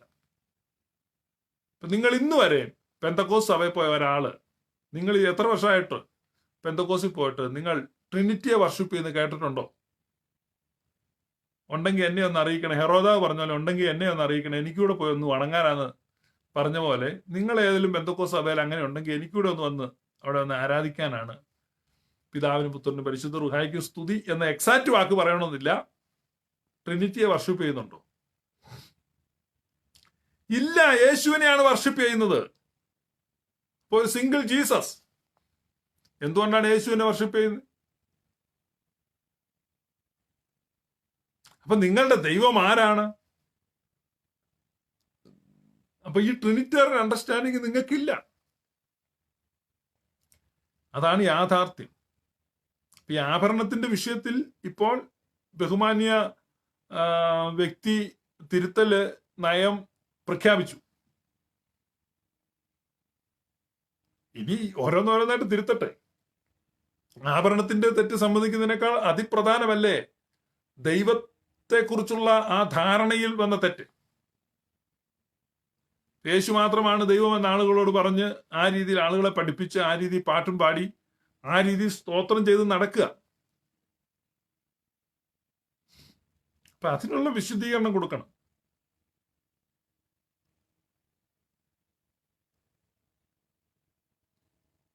അപ്പം നമ്മൾ വളരെ വഞ്ചിക്കപ്പെട്ടു. അതാണ് യാഥാർത്ഥ്യം. അപ്പൊ രണ്ട് ഹെരസിയാണ് ഞാൻ പറഞ്ഞു. ഒന്ന് അറിയൂസിന്റെ വേദവിപരീതം, മറ്റൊന്ന് അറിയൂസിന്റെ വേദവിപരീതം, മറ്റൊന്ന് സെബല്യനിസം, ഇടതുപക്ഷ തൃത്വ നിഷേധം, വലതുപക്ഷ തൃത്വ നിഷേധം. മൂന്നാമത് മറ്റൊരു വേദവിപരീതമാണ് നെസ്തോറിയന്റെ വേദവിപരീതം. ഈ നെസ്തോറിയൻ എന്ന് പറയുന്ന ആള് ധാരാളം വേദവിപരീതങ്ങളുണ്ട്. അപ്പം ഇന്നിപ്പോ പ്രസക്തിയുള്ള ചില കാര്യങ്ങളായി പറയുന്നത്. നെസ്തോറിയന്റെ വേദവിപരീതത്തിൽ യേശുക്രിസ്തുവിന് രണ്ട് ഭാവങ്ങളാണ്, നേച്ചർ, രണ്ട് സ്വഭാവം, ഇരുസ്വഭാവവാദം, ഏകസ്വഭാവവാദം എന്നൊക്കെ പറയും. അപ്പൊ ആ പ്രയോഗങ്ങൾ ചിലപ്പോൾ അങ്ങോട്ടും ഇങ്ങോട്ടും അത് ഇന്റർമിംഗിൾ ചെയ്ത് വരുന്നതുകൊണ്ട് ചിലപ്പോൾ കൃത്യമായി നമുക്കത് മനസ്സിലാകത്തില്ല. അപ്പൊ ഏതായാലും നെസ്തോറിന്റെ അഭിപ്രായ പ്രകാരം പരിശുദ്ധ മറിയം യേശു എന്ന മനുഷ്യന്റെ അമ്മയായിരുന്നു എന്നാണ്. അതുകൊണ്ട് സഭ പരിശുദ്ധ മറിയത്തെ തിയോട്ടോക്കോസ് എന്ന് വിളിച്ചു. അത് വിളിക്കാൻ പാടില്ല, വേണമെങ്കിൽ പരമാവധി ക്രിസ്റ്റോട്ടോക്കോസ് എന്ന് വരെ വിളിക്കാം എന്നായിരുന്നു നെസ്തോറിയന്റെ വാദം. അപ്പൊ നെസ്തോറിയന്റെ വാദത്തെ എതിർക്കുവാൻ വേണ്ടി, അപലപിക്കുവാൻ, അതിനെ അനത്തമൈസ് ചെയ്യുവാൻ വേണ്ടിയാണ് എഫേസോസിൽ സുന്നോദോസ് കൂടുന്നത്. അപ്പൊ അലക്സാണ്ട്രിയയിലെ ബിഷപ്പായിരുന്ന സിറിളും ഈ നെസ്തോറിനുമായിട്ട് നടന്ന കത്തിടപാടുകളുണ്ട്. അത് നിങ്ങൾക്ക് ഓൺലൈനിൽ ലഭിക്കും. നിങ്ങൾക്ക് താല്പര്യമുള്ളവർക്ക്, കൂടുതലായി പഠിക്കേണ്ടവർക്ക് അത് വായിക്കാം. അപ്പൊ ഈ നെസ്തോറിയന്റെ ഉപദേശത്തെ എഫേസോസ് സുന്നോദോസ് ഖണ്ഡിച്ച് മറിയം സംശയം കൂടാതെ ദൈവമാതാവാണ് എന്ന് പ്രഖ്യാപിക്കുക. അപ്പൊ മറിയം തിയോട്ടോക്കോസ് ആണ്, ദൈവമാതാവാണ്. കാരണം യേശു ദൈവമായിരുന്നു. ഇതിലാണ് ഈ നെസ്തോറിയന്റെ വിശ്വാസം മുറുകെ പിടിക്കുന്നവർ ധാരാളം ആളുകൾ, നെസ്തോറിയൻസ് ഇന്ന് നമ്മുടെ ഇടയിൽ പെന്തക്കോസ്തിൽ നിന്നും ബ്രദറിൽ നിന്നും ചുരുക്കമായി ചില അപ്പോസ്തലിക സഭകളിൽ നിന്നുള്ളവർ ഈ സോഷ്യൽ മീഡിയയിൽ വിളഞ്ഞു നടക്കുന്നുണ്ട്. അപ്പൊ അതിൽ പ്രധാനപ്പെട്ട ആളുകളാണ് നമുക്ക് ഇപ്പം ഈ സോഷ്യൽ മീഡിയ ആക്ടിവിസ്റ്റിൽ പ്രധാനപ്പെട്ടാണ് നമ്മുടെ മാത്യു ചെമ്പ് കണ്ടത്തിൽ, ജോർജ് കോശി, ES തോമസ്, അനിൽ കൊടിത്തോട്ടം, ഇങ്ങനെയൊക്കെ ആളുകൾ ഈ നെസ്തോറിയനിസമാണ് പറയുന്നത്. അവരെ സംബന്ധിച്ച് അവർ പറയുന്നത് യേശു ജനിച്ചപ്പം ഒരു മനുഷ്യനായി, യേശു മറിയത്തിന്റെ ഉദരത്തിൽ ഉരുവായപ്പോൾ മനുഷ്യനായി, ദൈവം ജനിച്ചു കഴിഞ്ഞ് കുറെ നാള് കഴിഞ്ഞപ്പം ഈ ഭൂതമൊക്കെ വന്ന് കയറുന്ന പോലെ യേശുവിൽ ദൈവം കൂടി. യേശുവിൽ ദൈവം കൂടി കഴിഞ്ഞപ്പോൾ ചില അത്ഭുതങ്ങളൊക്കെ ചെയ്ത് പ്രസംഗമൊക്കെ നടത്തി. അങ്ങനെ കൂടിയ ദൈവം താൻ അറസ്റ്റ് ചെയ്തപ്പോൾ ഗതസമനയിൽ വെച്ചാണ് തന്നെ പിടിക്കുന്നത്. തന്നെ പിടിച്ചിട്ട് ആദ്യത്തെ അടി കിട്ടിയതോടുകൂടെ അവന്റെ ദൈവം അങ്ങ് ഇറങ്ങിപ്പോയി. അത് അനിൽക്കൊടുത്തോട്ടാണ് പറയുന്നത്, കുരിശിൽ മരിച്ചപ്പോൾ അങ്ങേര് ദൈവം അല്ലായിരുന്നു. പക്ഷേ വെള്ളം വീഞ്ഞാക്കിയപ്പോൾ അങ്ങേര് ദൈവമായിരുന്നു. കടലിന് മീതെ നടന്നപ്പോൾ അങ്ങേര് ദൈവമായിരുന്നു. കാറ്റിനെയും കടലിനെയും ശാന്തമാക്കിയപ്പോൾ അങ്ങേര് ദൈവമായിരുന്നു. 5 അപ്പം വർദ്ധിപ്പിച്ചപ്പോൾ ദൈവമായിരുന്നു. ലാസറിനെ ഉയർപ്പിച്ചപ്പോൾ ദൈവമായിരുന്നു. കുഷ്ഠരോഗിയെ സൗഖ്യമാക്കിയപ്പോൾ ദൈവമായിരുന്നു. കുരുടന് കാഴ്ച കൊടുത്തപ്പോൾ ദൈവമായിരുന്നു. തളർവാദ രോഗിയെ എഴുന്നേൽപ്പിച്ചപ്പോൾ ദൈവമായിരുന്നു. ചന്ദ്രരോഗിയെ സുഖപ്പെടുത്തിയപ്പോൾ ദൈവമായിരുന്നു. പക്ഷേ അടി കൊണ്ടപ്പോൾ ദൈവമല്ലായിരുന്നു. കുരിശിൽ മരിച്ചപ്പോൾ കുരിശിക്കപ്പെട്ടത് കേവലം മനുഷ്യനാണ്. അപ്പം ഗുരുതരമായ ദൈവശാസ്ത്ര വിഡ്ഢിത്തം, തിയോളജിക്കൽ ബ്ലണ്ടർ. അപ്പൊ യേശു എന്നു പേരുള്ള ഒരു മനുഷ്യൻ കുരിശിൽ മരിച്ചു എന്ന് 2000 വർഷം മുമ്പ്. എന്താ വിശേഷം? യേശു എന്ന് പേരുള്ള ഒരു മനുഷ്യൻ 2000 വർഷം മുമ്പ് കുരിശിൽ മരിച്ചു. പക്ഷേ ആ മനുഷ്യൻ തൻ്റേതല്ലാത്ത കാരണത്താലാണ് കൊല്ലപ്പെട്ടത്. താൻ അതിന് യോഗ്യമായിട്ടുള്ളതൊന്നും ചെയ്തിട്ടില്ലായിരുന്നു. അദ്ദേഹം ചെയ്യാത്ത തെറ്റിന് വേണ്ടി എന്ത് ചെയ്തു? ക്രൂശിക്കപ്പെട്ടു. ചെയ്യാത്ത തെറ്റിന് വേണ്ടി ക്രൂശിക്കപ്പെട്ടത് കൊണ്ട് നമ്മുടെ എല്ലാം തെറ്റുകൾ പരിഹരിക്കപ്പെട്ടു. നല്ലൊരു കാര്യം ആ ലോകത്ത് എല്ലാവരോടും പറയാൻ പറ്റിയൊരു സുവിശേഷമാണ്. കേട്ടോണം, പെന്തക്കോസ്തുകാർ കേട്ടോണം. നിങ്ങളുടെ സുവിശേഷം 2000 വർഷം മുമ്പ് ഒരു മനുഷ്യനത് വ്യക്തമായിട്ട് പറഞ്ഞു, കുരിശിൽ മരിച്ചത്. ഇനി മാറ്റി പറയല്ലേ, അവൻ മനുഷ്യനാണ്. ഇപ്പൊ 2000 വർഷം മുമ്പ് ഒരു മനുഷ്യൻ കുരിശിൽ മരിച്ചു. പക്ഷേ അങ്ങേര് ചെയ്യാത്ത തെറ്റിനാണ് മരിച്ചത്. അങ്ങേര് ചെയ്യാത്ത തെറ്റിന് മരിച്ചതുകൊണ്ട് നമ്മുടെ എല്ലാ പാപങ്ങൾ നമ്മൾ അതിൽ വിശ്വസിച്ചാൽ മതി. എന്താ വിശ്വസിക്കേണ്ടത്? ഒരു മനുഷ്യൻ 2000 വർഷം മുമ്പ് ചെയ്യാത്ത തെറ്റിന് വേണ്ടി കൊല്ലപ്പെട്ടു, അത് ഞാൻ വിശ്വസിച്ചു. അപ്പൊ നമ്മുടെ പാപം പോവെന്ന്. നല്ല ഉപദേശമാണ്, എല്ലാവർക്കും മനസ്സിലായി, എല്ലാവർക്കും വിശ്വസിക്കാൻ കൊള്ളാവുന്ന കാര്യം. നിങ്ങൾക്ക് എത്ര പേർക്ക് അത് എഗ്രി ചെയ്യാൻ പറ്റും? ഒരു മനുഷ്യൻ തൻ്റേതല്ലാത്ത കാരണത്തിന് കൊല്ലപ്പെട്ടത് കൊണ്ട് മറ്റു മനുഷ്യന്റെ എല്ലാ പാപങ്ങളും ക്ഷമിക്കപ്പെടും. ഇതാണ് ഉപദേശം. അപ്പൊ യേശു മറിയത്തിന്റെ ഉദരത്തിൽ കിടന്നപ്പോൾ ദൈവമല്ലായിരുന്നു. യേശു ജനിച്ചപ്പോൾ ദൈവമല്ലായിരുന്നു. യേശു മരിച്ചപ്പോൾ ദൈവമല്ലായിരുന്നു. ഇടക്കാലത്ത് കുറെ നാളത്തേക്ക് പക്ഷെ യേശു ദൈവമല്ലായിരുന്നു എന്ന് പറഞ്ഞാൽ ഇവരെല്ലാം അലറി വിളിക്കും, അവനെ ക്രൂശിക്കാം, അവനെ ക്രൂശിക്കാം എന്ന് പറയും. നിങ്ങൾ നോക്ക്, ഈ പെന്തക്കോസ്ത് സർക്കിളിലോ ബ്രദറൻ സർക്കിളിലോ നിങ്ങൾക്ക് പോയി പറയാവോ യേശു ദൈവമല്ലെന്ന്? യേശു ദൈവമല്ലെന്ന് പറഞ്ഞാൽ അവര് നിങ്ങളെ അവിടെ ഇട്ട് ക്രൂശിക്കും. കാരണം ഇത്രയും സ്ട്രോങ് ആയിട്ട് യേശു ദൈവമാണെന്ന് പറഞ്ഞ് അലറി വിളിച്ച് യേശുവിന്റെ ദൈവത്വം യഹോസാക്ഷിക്കാരെ ഇപ്പൊ കിട്ടിക്കഴിഞ്ഞാൽ ബ്രദറുകാർ പകുതി തിന്നും, പെന്തക്കോസ്തുകാർ പകുതി തിന്നും. കാരണം യഹോസാക്ഷിക്കാരാണ് ഏറ്റവും വലിയ ഹെരറ്റിക്. കാരണം യഹോസാക്ഷിക്കാരെ ആക്രമിക്കുന്നു. യഹോസാക്ഷിക്കാര് ഭയങ്കര കുഴപ്പക്കാരാണ്. എന്താണ്? യേശുവിന്റെ ദൈവത്വം നിഷേധിക്കുന്നു. എടാ മക്കളെ, യഹോസാക്ഷിക്കാരെക്കാൾ അധികം യേശുവിന്റെ ദൈവത്വം നിഷേധിക്കുന്ന നീയാണ്. പെന്തക്കോസ്തുകാരനും ബ്രദറുകാരനുമാണ്. അല്ല എന്ന് തെളിയിക്കാൻ തന്റെ ഇടമുള്ള ഏതെങ്കിലും ബ്രദറുകാരനോ പെന്തക്കോസ്തുകാരനോ ഉണ്ടെങ്കിൽ ഈ ലൈവിൽ ഇപ്പം ജോയിൻ ചെയ്യും. ഇപ്പൊ റിക്വസ്റ്റ് അയക്കേ. I can see few theologians ഇവിടെ കണ്ടോണ്ടിരിപ്പുണ്ട്, ബ്രദറിലും പെന്തക്കോസ്തിലും ഉള്ളത്. ഇവിടെ റിക്വസ്റ്റ് അയച്ചിട്ട് ചേർക്ക്. ഞാൻ പറഞ്ഞുതരാം. നിങ്ങൾ പെന്തക്കോസ്തുകാരാണ് യേശുവിന്റെ ദൈവത്വം നിഷേധിക്കുന്നത്. ബ്രദറുകാരെ വിട്ടു, കാരണം അവർ ആളെണ്ണം കുറവായുണ്ട്. പെന്തക്കോസ്തുകാർ പറ, നിങ്ങൾ യേശുവിന്റെ ദൈവത്വം പാട്ടിനകത്ത് യേശുവിന്റെ ദൈവത്വം ഉണ്ട്. പക്ഷെ കുരിശിൽ മരിച്ചത് ആരാണ്?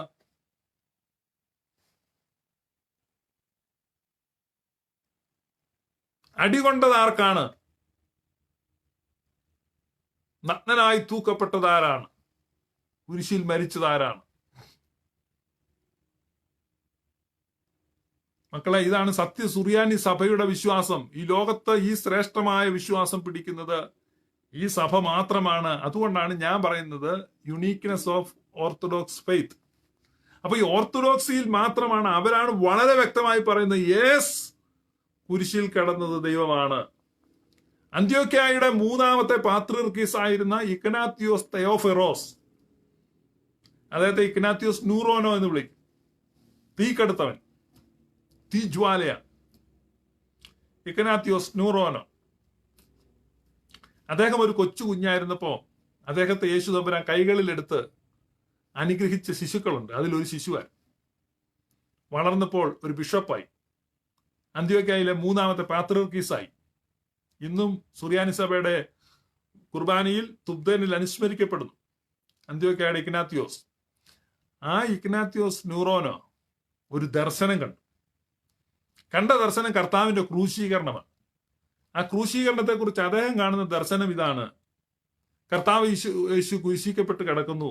അപ്പോൾ മലാഖമാരെല്ലാം ഗണം ഗണമായി കാൽവരി കുരിശിന് ചുറ്റും വളഞ്ഞു നിന്ന് ആ യേശു കർത്താവിനെ നോക്കി വർഷിപ്പ് ചെയ്യും. കുരിശിന്റെ ചുവട്ടിൽ അരിമത്യക്കാരൻ യോസഫും നിക്കോദിമോസും നിപ്പുണ്ട്. അപ്പൊ ഈ മാലാഖമാർ പറയുന്നു, ദൈവമേ നീ പരിശുദ്ധനാകുന്നു. അപ്പൊ യെശയ്യാവ് കണ്ട ദർശനമാണ്, സൈന്യങ്ങളുടെ ദൈവമായ യഹോവ പരിശുദ്ധൻ പരിശുദ്ധൻ പരിശുദ്ധൻ, you are holy holy holy എന്ന് തങ്ങൾ ആരെ വർഷിപ്പ് ചെയ്തോ ആ ദൈവമാണ് ഈ കുരിശിൽ കിടക്കുന്നത്. മാലാഖമാർ ആ കുരിശിന് ചുറ്റും നിന്നിട്ട് പറയുകയാണ്, ദൈവമേ നീ പരിശുദ്ധനാകുന്നു. അപ്പൊ കാണുമ്പോ ഒരു മനുഷ്യരൂപമാണ്, 6 അടി അളവിലുള്ള ഒരു മനുഷ്യരൂപത്തെ നോക്കി മാലാഖമാർ വിളിക്കുകയാണ്, ദൈവമേ നീ പരിശുദ്ധനാകുന്നു. ഒരു മനുഷ്യനും കാഴ്ചയാലല്ല, വിശ്വാസത്താൽ. കാഴ്ചയാലാണെങ്കിൽ കേവലം മനുഷ്യനാണ്, കണ്ണുകൊണ്ട് നോക്കിയാൽ കേവലം മനുഷ്യനാണ്.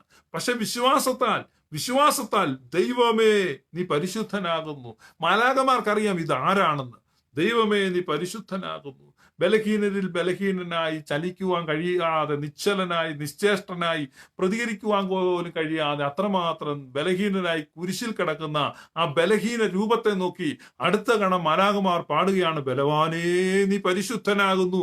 കാരണം ഈ ലോകത്താർക്കും അവന്റെ ബലത്തെ തിരിച്ചറിയാൻ കഴിയുന്നില്ലെങ്കിൽ വാളുറയിലിടുക ശീമോനെ. ഞാനിപ്പോൾ ആഗ്രഹിച്ചാൽ 12 ലഹിയോനിലധികം ദൂതന്മാർ ഇവിടെ എനിക്ക് വേണ്ടി പോരാടുമെന്ന് യേശു കർത്താവ് പറഞ്ഞത്. ഒരു ലഹിയോൻ എന്ന് പറഞ്ഞാൽ 6000, 12 ലഹിയോൻ എന്ന് പറഞ്ഞാൽ 70,000, 72,000 ഏഞ്ചൽസ്, 70,000 ദൂതന്മാർ തന്റെ ആജ്ഞ കാത്ത് ഗതസമന തോട്ടത്തിൽ നിൽക്കുകയാണ്. ഒരു ദൂതൻ ഒരു രാത്രി അശൂർ പാളയത്തിലൂടെ ഒരു ഈവനിങ് വോക്കിന് പോയപ്പോ 1,80,000 പേര് സംഹരിക്കപ്പെട്ടു എന്ന് പറഞ്ഞാൽ ഒറ്റ അടിക്ക് 2 ലക്ഷം പേരെ കൊല്ലാൻ കഴിവുള്ള ദൂതനാണ്. അതുപോലെ കഴിവുള്ള 70,000 ദൂതന്മാർ തന്റെ ആജ്ഞ കാത്ത്, അനുസരിപ്പാൻ ആജ്ഞ കാത്ത്, ഒരു വാക്കിന് കാതോർത്ത് അത്രയും ദൂതന്മാർ അവിടെ നിൽക്കുമ്പോൾ, അക്ഷൗഹിണി പടകൾ ദൈവദൂതന്മാരുടേത് തന്റെ ആജ്ഞ കാത്ത് അവിടെ വളയം നിൽക്കുമ്പോഴാണ് ബലഹീനനായ പിലാത്തോസിന്റെ, മനുഷ്യ പുഴുവായിരിക്കുന്ന ഹെറോദാവിന്റെ, പുരോഹിതനായിരിക്കുന്ന ഹന്നാവിന്റെ, കയ്യാഫിന്റെ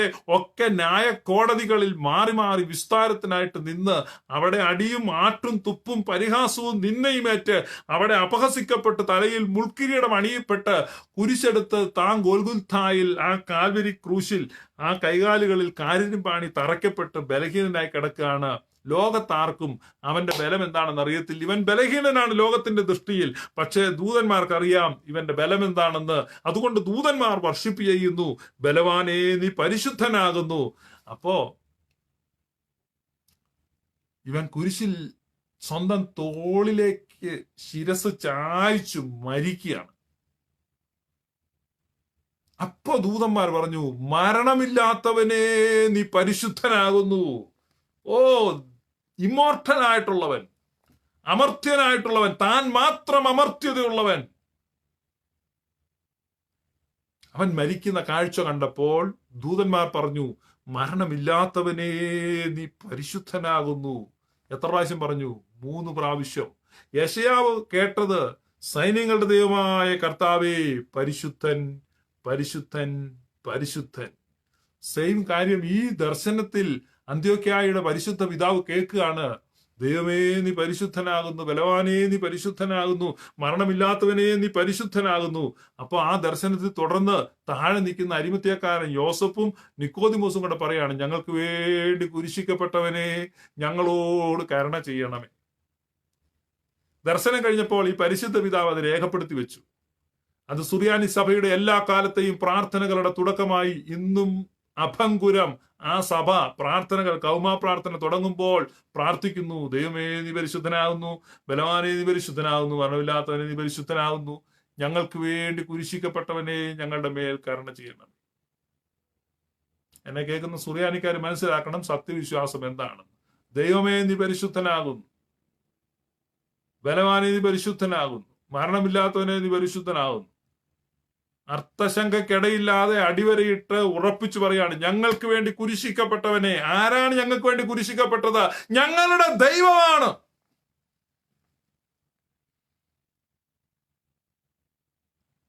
മനസ്സിലായോ ആരാ യേശുവിന്റെ ദൈവത്വം വിശ്വസിക്കുന്നെന്ന്? എടാ പെന്തക്കോസ് കുഞ്ഞുങ്ങളെ, നിങ്ങൾക്ക് ആർക്കെങ്കിലും വിശ്വാസം ഉണ്ടോ? ബ്രദറൻകാർക്കുണ്ടോ ഈ വിശ്വാസം? ES തോമസിനുണ്ടോ? ഉണ്ടോ? യേശുവിന്റെ ദൈവത്വം തെളിയിക്കാൻ നടക്കുന്നു. എവിടം വരെ ഉണ്ടായിരുന്നു നിന്റെ യേശുവിന്റെ ദൈവത്വം? സത്യവിശ്വാസം സുറിയാനി സഭയ്ക്ക് മാത്രമേ ഉള്ളൂ. പെന്തക്കോസ്തുകാരനില്ല, ഇല്ല, ഇല്ല. ബ്രദറൻകാരനില്ല, ഇല്ല, ഇല്ല. കുരിശും 4 ആണിയും കണ്ടപ്പോ നിന്റെ വിശ്വാസം എതുവഴി പോയി? കുരിശും 3 ആണിയും കണ്ടപ്പം പെന്തക്കോസ്തുകാരന്റെ വിശ്വാസം ആവിയായി പോയി, ബ്രദറുകാരന്റെ വിശ്വാസം ഒലിച്ചും പോയി. കുരിശിൽ മരിച്ചത് ദൈവമല്ലെന്ന്. അപ്പൊ കുരിശിൽ മരിച്ചത് ദൈവമാണെന്ന് ഉറപ്പിച്ചും തറപ്പിച്ചും മാറ്റമില്ലാതെ പറയുവാൻ, പ്രഖ്യാപിക്കുവാൻ അത് ആർക്കാണ് കഴിഞ്ഞത്? അത് സുറിയാനി സഭയ്ക്കാണ് കഴിഞ്ഞത്. വിശേഷിച്ച് അന്ത്യോക്യയുടെ പാത്രിയർക്കീസ് ആയിരുന്ന സേവേറിയോസ്, അദ്ദേഹമാണ് പ്രഖ്യാപിച്ചത്.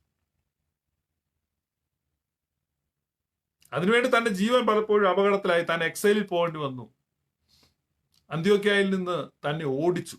ഇന്ന് ചില ആളുകളൊക്കെ പറയുന്നുണ്ട് അന്ത്യോക്യ പാത്രിയർക്കീസിന് അന്ത്യോക്യയിൽ ഇരിക്കാൻ പറ്റത്തില്ല. അത് പണ്ട് തൊട്ട് അങ്ങനെയാണ്. അന്ത്യോക്യയിൽ നിന്ന് സേവേറിയോസിനെ ആദ്യം ഓടിച്ചത്. നീ പാത്രിയർക്കീസായിട്ട് ഇനി ഇവിടെ ഇരിക്കണ്ട, കാരണം നിന്റെ ഉപദേശം ശരിയല്ല. അന്ന് അന്ത്യോക്യൻ സിംഹാസനത്തിൽ നിന്ന് അദ്ദേഹത്തെ ബഹിഷ്കരിച്ച്, അദ്ദേഹത്തെ ഓടിച്ച്, അദ്ദേഹം കോപ്റ്റിക് സഭയുടെ ആതിഥ്യം സ്വീകരിച്ച് അവിടേക്ക് പോയി, ഒളിച്ചോടിപ്പോണ്ട് ഒരു ബോട്ടെ കയറി അന്ത്യോക്യയിൽ നിന്ന് രക്ഷപ്പെടേണ്ടി. തന്റെ സിംഹാസനം, തന്റെ ആസ്ഥാനം ഒക്കെ നഷ്ടപ്പെട്ടു. പക്ഷെ വിശ്വാസം നഷ്ടപ്പെട്ടില്ല. ആ വിശ്വാസത്തെ ഓർക്കപ്പെട്ടു. അതുകൊണ്ടാണ് ഇന്നും 5-ാം തുത്തനിൽ മറിയം സംശയം കൂടാതെ ദൈവമാതാവെന്ന് എല്ലായ്പ്പോഴും പ്രസംഗിച്ചവനായ ഞങ്ങളുടെ പാത്രിയർക്കീസ് മോർ സേവേറിയോസ്, അന്ത്യോക്യയിലെ പാത്രിയർക്കീസിന് സീറ്റില്ലെന്നും അന്ത്യോക്യയിൽ നിന്ന് ബഹിഷ്കൃതനായെന്നും പറഞ്ഞ് പരിഹസിക്കുന്നവർ ഓർക്കണം, ആ പരിഹസിക്കുന്നവരും പറയുന്നുണ്ട് ഞങ്ങളുടെ പാത്രിയർക്കീസ് മോർ സേവേറിയോസ്. കാരണം അതുകൂടാതെ വിശ്വാസമില്ല. എന്തുകൊണ്ട് അന്ത്യോക്യയിൽ നിന്ന് ഓടിക്കപ്പെട്ടു? മറിയം സംശയം കൂടാതെ ദൈവമാതാവെന്ന് പ്രസംഗിച്ചു. കോംപ്രമൈസ് ചെയ്തിരുന്നെങ്കിൽ അവിടെ ഇരിക്കാമായിരുന്നു. യേശു ദൈവമാണെന്ന് പറഞ്ഞതിന്, കുരിശിൽ മരിച്ചത് ദൈവമാണെന്ന് പറഞ്ഞതിന് ഇല്ല, കുരിശിൽ മരിച്ചപ്പോൾ അവൻ ദൈവമല്ലായിരുന്നു, മനുഷ്യനായിരുന്നു എന്നൊരു കോംപ്രമൈസ് ചെയ്തിരുന്നെങ്കിൽ ഇല്ല. അതുകൊണ്ടാണ് പാത്രിയർക്കീസിന്റെ സേവേറിയോസിന്റെ മാനീസോ വിശുദ്ധ കുർബാന തുടങ്ങുമ്പോൾ ആദ്യം പറയുന്നുള്ളൂ, ഭേദമതെന്യേ മാനവനായി ക്രൂശിതനായി ഞങ്ങൾക്കുടയോനാം മശീഹ, അല്ലെ? നിജമൃതിയാൽ ഇവർ തൻ മൃതിയെ മെതിച്ചു നിഹനിച്ചോനെ അപ്പരിപാവന തൃത്വൈക സ്വപിതാവോടൊപ്പം ജീവനെഴും റൂക്കുദിശ സഹിതം വന്നിതനെ പരികീർത്തിതനെ. ഇതെന്തോ പാടുന്നെന്ന് ചോദിച്ചാൽ ഫുൾ തിയോളജിയാണ്. അതാണ് ഈ ഓർത്തഡോക്സ് കുർബാനയുടെ വിശേഷം. ആരംഭിക്കുമ്പോ എങ്ങനെയാണ്? ഫുൾ തിയോളജി അങ്ങോട്ട് ഡിഫൈൻ ചെയ്യാണ്. എന്ന് പറഞ്ഞാൽ ദൈവമേ നീ പരിശുദ്ധനാകുന്നു, ബലവാനെ നീ പരിശുദ്ധനാകുന്നു, മരണമില്ലാത്തവനെ നീ പരിശുദ്ധനാകുന്നു, ഞങ്ങൾക്ക് വേണ്ടി കുരിശിക്കപ്പെട്ടവനെ ഞങ്ങളുടെ മേൽ കരുണ ചെയ്യണമേ എന്ന് പറയുന്നതോടുകൂടെ ഒരുമാതിരിപ്പെട്ട ദുരുപദേശം മുഴുവൻ മാറിപ്പോയി. വെൽ ഡിഫൈൻഡ് ആണ്. ഈ കുരിശിൽ മരിച്ചത് ദൈവമാണ്. ദൈവമേ നീ പരിശുദ്ധനാകുന്നു, ബലവാനെ നീ പരിശുദ്ധനാകുന്നു, മരണമില്ലാത്തവനെ നീ പരിശുദ്ധനാകുന്നു എന്ന് പറഞ്ഞു കഴിഞ്ഞാൽ ഈ യു ആർ ഇമ്മോർട്ടൽ. ഈ കുരിശിൽ കിടക്കുന്ന വ്യക്തിയെ നോക്കി പറയാണ് യു ആർ ഇമ്മോർട്ടൽ. താൻ മാത്രം അമർത്യതയുള്ളവൻ, ആർക്കും അടുത്തുകൂടാത്ത വെളിച്ചത്തിൽ വസിക്കുന്നവൻ, മനുഷ്യർക്കാർക്കും കാണാൻ കഴിയാത്തവൻ, തക്ക സമയത്ത് പ്രത്യക്ഷത വരുത്തുന്നവൻ, ആ ദൈവം, രാജാതി രാജാവ്, കർത്താതി കർത്താവ്, ആ ദൈവം, ആ ദൈവത്തിന്റെ ആരാണ്? തേജസ്സിന്റെ പ്രഭയും തത്വത്തിന്റെ മുദ്രയും ദാ ക്രൂശിൽ കിടക്കും. വിശ്വാസം വ്യക്തമായി ഡിഫൈൻ ചെയ്യുകയാണ്, വ്യക്തമായി പറയുകയാണ്, ഞങ്ങൾക്ക് വേണ്ടി മരിച്ചു, ഞങ്ങൾക്ക് വേണ്ടി കുരിശിക്കപ്പെട്ടവനെ ഞങ്ങളുടെ മേൽ കരുണ ചെയ്യണമേ. അപ്പൊ അത് പറഞ്ഞു കഴിഞ്ഞാണ് ഈ കുർബാന അങ്ങോട്ട് തുടങ്ങുമ്പം ഇതങ്ങോട്ട് പാടും. പാടുന്നേ നിന്മാതാവ് വിശുദ്ധന്മാർ എന്നുള്ള ആ പാട്ട്, മാനീസോ. നിന്മാതാവ് വിശുദ്ധന്മാർ എന്നിവർ തൻ പ്രാർത്ഥനയാൽ സ്വർഗപിതാവിൻ ഏകസുത വചനമതാൻ രാജാദീശ നിന്നെ വാഴ്ത്തു ഞാൻ. സഹജമതായി മൃതിരഹിതാം കാരുണ്യത്താൽ മർത്യന്മാർ തൻ വർഗത്തിന് മുഴുവൻ ജീവനതും രക്ഷയുമേകാനാഗതന വിമലത ശുചി എന്നിവയുള്ള മഹിമാവിയലും ദൈവജനത്രി കന്യകയാം അറിയാമെന്നും ഭേദമതന്യേ മാനവനായി. എന്ന് പറഞ്ഞാൽ തിയോളജിയാണ്, ക്രിസ്റ്റോളജിയാണ്. അത് വ്യക്തമായി നിർവചിക്കുക. ഭേദം കൂടാതെ മനുഷ്യനായി തീർന്ന് അവൻ എന്തായി തീർന്നു? കുരിശിൽ മരിച്ചു.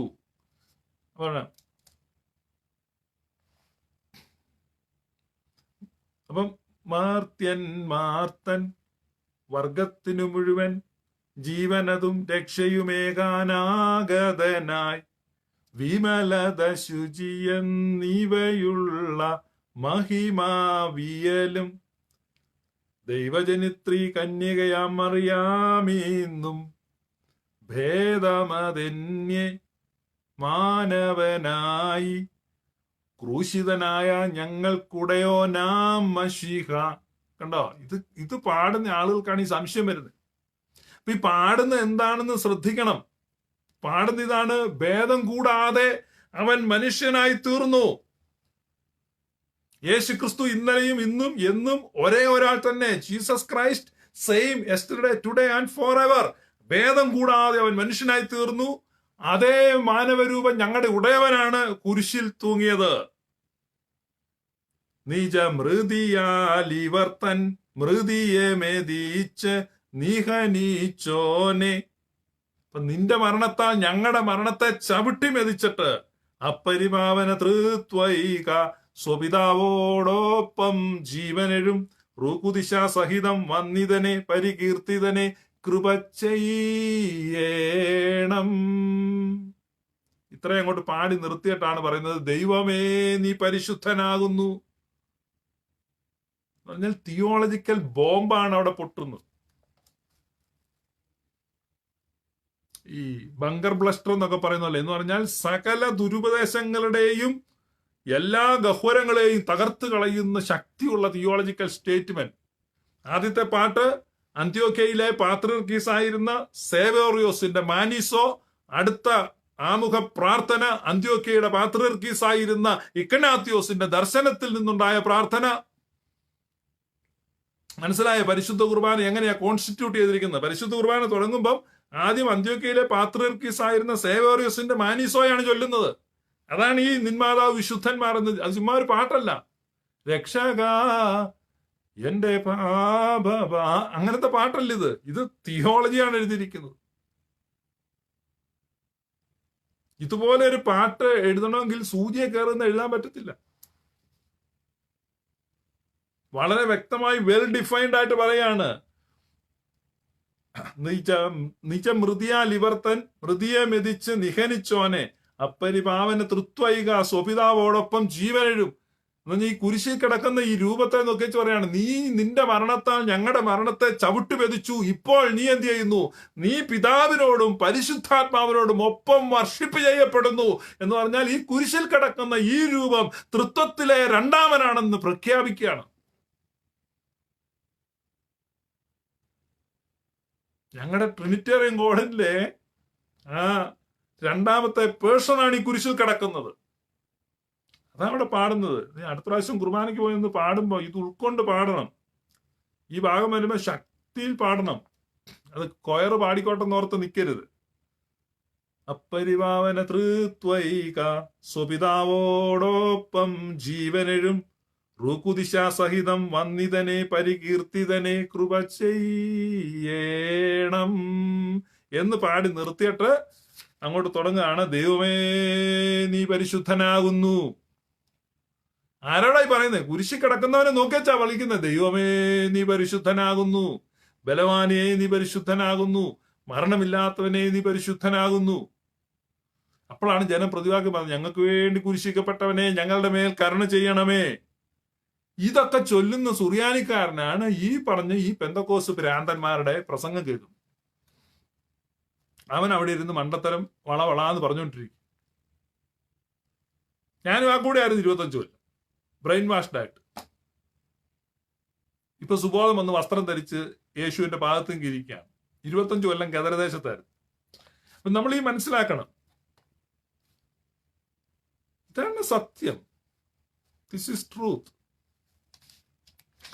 അപ്പൊ ഞാൻ പറഞ്ഞുകൊണ്ടിരുന്നത് ഇതിന്റെ ആ ഡെപ്ത് മനസ്സിലാക്കാത്തതുകൊണ്ടാണ്. ഞാനിത് വായിക്കണമെങ്കിൽ കണ്ണാടി വേണം.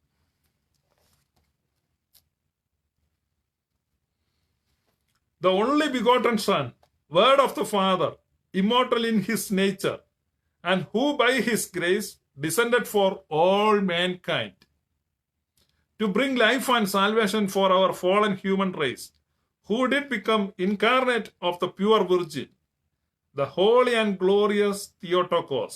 He became man without change and was crucified for us. Christ, who is our Lord and God, he trampled death by his death and destroyed our death. And he is one of the Holy Trinity, worshipped and praised equally with his Father and Spirit. Have mercy upon us all. ഇതാണ് സേവേറിയസ് പാത്രിയർക്കീസിന്റെ മാനീസോ. അപ്പൊ നമ്മുടെ കുർബാന തുടങ്ങുമ്പോൾ സേവേറിയസ് പാത്രിയർക്കീസിന്റെ മാനീസോയുടെ ആദ്യം തുടങ്ങുന്നു. അടുത്തായി Ignatius പാത്രിയർക്കീസിന്റെ പ്രാർത്ഥന ചൊല്ലുന്നു. അപ്പൊ ഇതൊക്കെ എന്ന് പറഞ്ഞാൽ ദൈവതത്വമായി ലഭിച്ചിരിക്കുന്ന ദൈവശാസ്ത്ര ബോധ്യങ്ങൾ. സ്തുതി ചൊവ്വാക്കപ്പെട്ട സഭ അത് സ്ട്രെയിറ്റ് ആണ്. ഓർത്തഡോക്സി എന്ന് പറഞ്ഞാൽ ഓർത്തോ എന്ന് പറഞ്ഞാൽ സ്ട്രെയിറ്റ്, ഡോക്സ എന്ന് പറഞ്ഞാൽ പ്രൈസ്. അപ്പൊ സ്ട്രെയിറ്റ് ആയിട്ടുള്ള പ്രൈസ് ആണ്. നേരെ കർത്താവ് യേശു ക്രിസ്തുവിന് തുടങ്ങുന്നതാണ്. ആകയാൽ നിങ്ങൾ പുറപ്പെട്ട് പിതാവിന്റെയും പുത്രന്റെയും പരിശുദ്ധ റൂഹായുടെയും നാമത്തിൽ സ്നാനം കഴിപ്പിക്കുകയും. അപ്പൊ ഈ തൃത്വ വിശ്വാസം നമുക്ക് പകർന്നു തന്നത് നമ്മുടെ വാഴ്ത്തപ്പെട്ട കർത്താവായ യേശു മിശിഹായാണ് എന്നുള്ളത് നിങ്ങൾ ഓർക്കണം. അവിടുന്ന് ഒരു ചരട് നേരെ പിടിച്ചാൽ ഇങ്ങു പോരും. അല്ല ഇന്നത്തെ പോലെ അമേരിക്കൻ സായിപ്പിന്റെ പൈസയോ ഓസ്ട്രേലിയ സായിപ്പിന്റെ പൈസയോ അല്ലെങ്കിൽ അതോ ഇതോ ഇങ്ങനത്തെ നേട്ടങ്ങളൊന്നുമില്ല. കാരണം അന്നത്തെ വിശ്വാസികളെ സംബന്ധിച്ച് അവർക്ക് ഏറ്റവും കൃത്യമായ ഉപദേശത്തെ ഉറപ്പിക്കാന്നുള്ളത്. മറ്റൊക്കെ ചക്രവർത്തിമാരുടെയും രാജാക്കന്മാരുടെ ഒക്കെ പ്രീണനത്തിന് വഴങ്ങി പല ദുരുപദേശങ്ങളും ഉണ്ടായി. പക്ഷെ ഒരു ചരടിഞ്ഞ് പിടിച്ചാൽ അവിടുന്ന് ഇഞ്ഞ് പോരുകയാണ്. ഇവരെല്ലാം കൊല്ലപ്പെട്ടവരും ഉപദ്രവിക്കപ്പെട്ടവരും ഉപേക്ഷിക്കപ്പെട്ടവരും ബഹിഷ്കരിക്കപ്പെട്ടവരും തിരസ്കരിക്കപ്പെട്ടവരും ലോകത്തെ വെറുത്തവരും ലോകം നഷ്ടപ്പെട്ടവരും ഒക്കെയാണ്. അങ്ങനെയുള്ളവർക്ക് ദുരുപദേശം ഉണ്ടാക്കേണ്ട ആവശ്യമില്ല. അവർക്ക് ഒരൊറ്റ കാര്യമുള്ളൂ, മശിഹായെ കാൺമാൻ കാക്ഷിച്ചോരു സഹോദർ വാളാൽ ചിറകുകൾ പൂണ്ടുന്നത പദമേറി. മനസ്സിലായോ? അപ്പൊ അവരെ സംബന്ധിച്ച് കർത്താവിനെ കാണാൻ അവർ ആഗ്രഹിച്ചു, കർത്താവിനെ പ്രസാദിപ്പിക്കാൻ അവർ ആഗ്രഹിച്ചു. അതുകൊണ്ട് അവർ പറഞ്ഞ ഞങ്ങളുടെ മകുടം എന്നും നിലനിൽക്കും. അപ്പൊ അവരെ സംബന്ധിച്ച് അവരുടെ മകുടം നിത്യമായ സ്വർഗത്തിലാണ്. അപ്പൊ ആശ്വാസം പർദീസായാണ് എന്നാണ് സഹോദരന്മാർ ചൊല്ലിയത്. അപ്പൊ അവരൊന്നും ഒരിക്കലും ഉപദേശത്തിൽ മായം കലർത്തിയില്ല. അതുകൊണ്ട് സുറിയാനി സഭയുടെ ഉപദേശത്തിൽ ആ മായം വന്നില്ല. അവർ അന്ന് തൊട്ട് ഓർത്തഡോക്സി എന്ന് പറഞ്ഞാൽ ആദ്യം മുതൽ കർത്താവ് യേശു മിശിഹ പകർന്നു കൊടുത്തതും ശിഷ്യന്മാർ അപ്പോസ്തലന്മാർ പഠിപ്പിച്ചതും അപ്പോസ്തലിക പിതാക്കന്മാർ കൈമാറിക്കൊടുത്തതും തുടർന്ന് ആ വിശ്വാസത്തെ സ്ട്രെയിറ്റ് ആയിട്ട് ഹോൾഡ് ചെയ്യാൻ, അതിന് മായം കലർത്താതെ അവർ കാത്തു സൂക്ഷിച്ചു.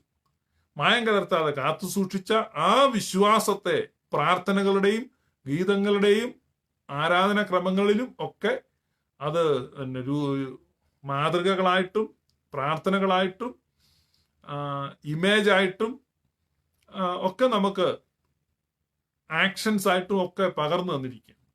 അതുകൊണ്ട് ആ സത്യവിശ്വാസത്തെ നമ്മൾ മുറുകെ പിടിക്കണം. അത് നെസ്തോറിനിസത്തെ കുറിച്ചാണ് ഞാൻ പറഞ്ഞത്. അപ്പൊ ഇവര് പറയും കുരിശിൽ മരിച്ചത് മനുഷ്യനായിരുന്നു. ഓക്കെ, കയ്യിലിരുന്നോട്ടെ, ഒരു മനുഷ്യൻ മരിച്ചു, വെരി ഗുഡ്.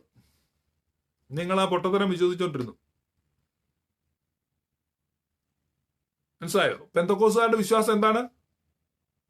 2000 വർഷം മുമ്പ് നിരപരാധിയായ ഒരു മനുഷ്യൻ, 2000 വർഷം മുമ്പ് നിരപരാധിയായ മനുഷ്യനെ ആരോ ക്രൂശിച്ചു. അതുകൊണ്ട് നിനക്കെന്നാ ഗുണം? അയ്യോ സത്യമായിട്ടും അയാൾ ആ ദ്രോഹം സത്യമായിട്ടും അയാൾ ആ കുറ്റമൊന്നും ചെയ്തല്ലായിരുന്നു, ബൈ മിസ്റ്റേക്ക് ആയിരുന്നു, ഓക്കെ, ദാറ്റ്സ് ഇറ്റ്. ലോക ചരിത്രത്തിൽ എത്രയോ ഉണ്ട് ആള് മാറി തൂക്കി കൊന്നൊക്കെ ഉണ്ട്, നിരപരാധികളെ കൊന്നുണ്ട്. ഈ അമേരിക്കയിൽ ഒരു കറുത്ത ബാലനെ ഒരു വെള്ളക്കാരി പെൺകുട്ടിയെ ബലാത്സംഗം ചെയ്ത് കൊന്നതിന് ഇലക്ട്രിക് ചെയറെ വെച്ച് കൊന്നു കഴിഞ്ഞ് 45 കൊല്ലം കഴിഞ്ഞ് ഒറിജിനലി കൊന്നയാൾ കൺഫ്യൂസ് ചെയ്ത ഒരു വെള്ളക്കാരനായിരുന്നു. എന്ത് ചെയ്യാൻ പറ്റും? ആ കഥയൊക്കെ വായിക്കും, നമ്മൾ കരയും. ഞാനും കരഞ്ഞിട്ടുണ്ട്. ആ പയ്യനെ പറ്റി ഓർത്തു. 10-14 വയസ്സുള്ള ഒരു പയ്യനാണ്. കൊല്ലരുതേന്ന് അവൻ കരഞ്ഞു പറഞ്ഞു. അവനൊന്നും അറിഞ്ഞാൽ അവൻ ഇലക്ട്രിക് ചെയറിലോട്ട് വെച്ച് 3000 വാൾട്ട് കറണ്ട് അവന്റെ തലയ്ക്കോർത്തോട്ട് അടിച്ചു. സകാല ഫിലമെന്റും അടിച്ചു പോയി. നിരപരാധിയായി. അപ്പം വേറൊരാൾ പോയി ഒരു ബലാത്സംഗം ചെയ്തിട്ട് ആ ബാലന്റെ പേരിൽ വെക്കുക. എന്നാണല്ലോ ഒരു ബലാത്സംഗം ചെയ്തതിനാണല്ലോ അവനെ കൊന്നത്. അവൻ തെറ്റ് ചെയ്തിട്ടില്ല. പകരം ഇവനൊരു ബലാത്സംഗം ചെയ്ത് വെച്ച് ഒരു പെണ്ണിനെ കൊല്ലുക. എന്നിട്ട് പറയാ ആ ബാലൻ ഏറ്റല്ലോ, ആ അക്കൗണ്ടിലോട്ട് വെച്ചേക്കാന്ന് പറഞ്ഞാലോ. പെന്തക്കോസ്തുകാർ മനസ്സിലാക്കുക, 2000 വർഷം മുമ്പ് ഒരു മനുഷ്യൻ ചെയ്യാത്ത തെറ്റിന് കുരിശിൽ മരിച്ചുകൊണ്ട് നമുക്കൊരു ഗുണവുമില്ല. നിങ്ങളുടേത് അബദ്ധമായ ഉപദേശമാണ്. അതുകൊണ്ട് സത്യമായ ഉപദേശം നിങ്ങൾ മനസ്സിലാക്കുക. സോ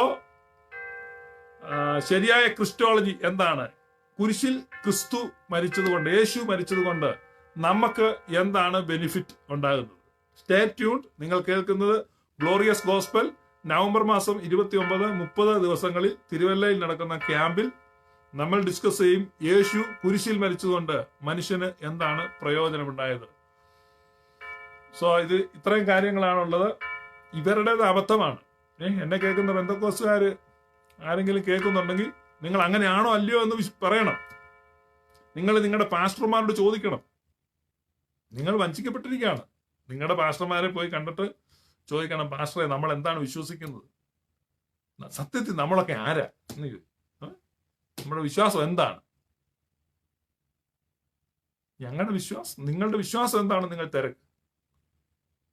ബ്രദറിലെ ഒരു സഹോദരൻ എന്നോട് പറഞ്ഞു, അഹങ്കാരം കൊള്ളത്തില്ല, നിങ്ങൾക്ക് വാചടിക്കാൻ കഴിവുണ്ടെന്ന് ലൈവ് വന്നിരുന്നു അതും ഇതും പറയും. ഞാൻ ലൈവിൽ വന്നിരുന്നു അതും ഇതും പറയാം. ആ സഹോദരൻ വേണം ഇവിടെ ജോയിൻ ചെയ്യാമല്ലോ. നിങ്ങളുടെ വിശ്വാസം നിങ്ങൾ പറ.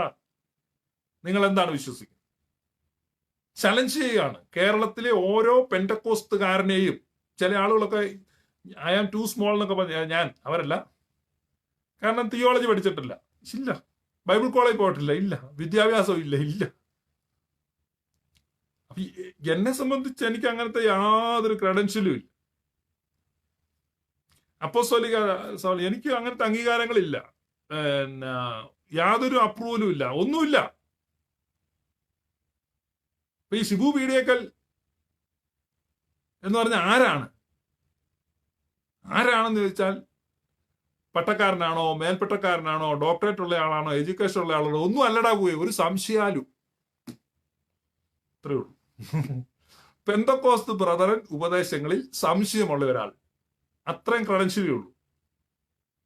ആ ക്രെഡൻഷ്യൽ വെച്ച് എന്നോട് ഉത്തരം പറയാൻ നിങ്ങൾ ചുമന്നുകൊണ്ട് നടക്കുന്ന പുസ്തകം, നിങ്ങളുടെ ഭാഷ, അത് എന്റെ ഭാഷയല്ല. ഞാൻ ബൈബിൾ ചുമന്നുകൊണ്ട് നടക്കത്തില്ല. നിങ്ങൾ പറയുന്ന കറുത്ത പുസ്തകം ചുമന്നുകൊണ്ട് നടക്കുന്നത്, നിങ്ങളാ ചുമക്കുന്ന ചുമട്ടുകാരൻ കഴുതുകൾ. കറുത്ത പുസ്തകം ചുമക്കുന്ന പെന്തക്കോസ്തുകാരും ബ്രദറുകാരും നിങ്ങളുടെ പുസ്തകത്തിൽ എഴുതിയിരിക്കുന്നു. നിങ്ങളുടെ വിശ്വാസത്തെ കുറിച്ച് പ്രതിവാദം ചോദിക്കുന്ന ഏവനോടും, അവന് ഡോക്ടറേറ്റ് ഉണ്ടോ എന്നുള്ളത് വിഷയമല്ല, ഏവനോടും മറുപടി പറയാൻ നിങ്ങൾക്ക് ബാധ്യതയുണ്ട്. അതുകൊണ്ട് കേരളത്തിലുള്ള ഓരോ പെന്തക്കോസ്തുകാരനോടും, പാസ്റ്റർ ആയാലും വിശ്വാസി ആയാലും ലോക്കൽ പാസ്റ്റർ ആയാലും സെൻട്രൽ പാസ്റ്റർ ആയാലും ഏരിയ പാസ്റ്റർ ആയാലും ഓവർസിയർ ആയാലും സൂപ്രണ്ട് ആയാലും ഏതവനായാലും, ബൈബിൾ കോളേജ് അധ്യാപകനോ പ്രിൻസിപ്പളോ ഹൂവർ, ഓപ്പൺ ചലഞ്ചാണ്. നിങ്ങളുടെ വിശ്വാസത്തെ കുറിച്ച് ഞാൻ ഇത്രയും ആരോപണങ്ങൾ ഉന്നയിച്ചിരിക്കുകയാണ്. ധൈര്യമുണ്ടെങ്കിൽ വന്നിട്ട് ഇതങ്ങനെയെല്ലാം തെളിയിക്കും.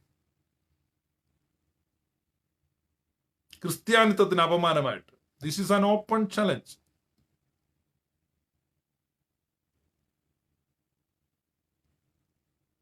നിങ്ങൾ തലമുറകളെ വഞ്ചിക്കരുത്, ചെറുപ്പക്കാരെ വഴിതെറ്റിക്കരുത്. തെറ്റായ ഉപദേശം പറഞ്ഞു കൊടുത്ത്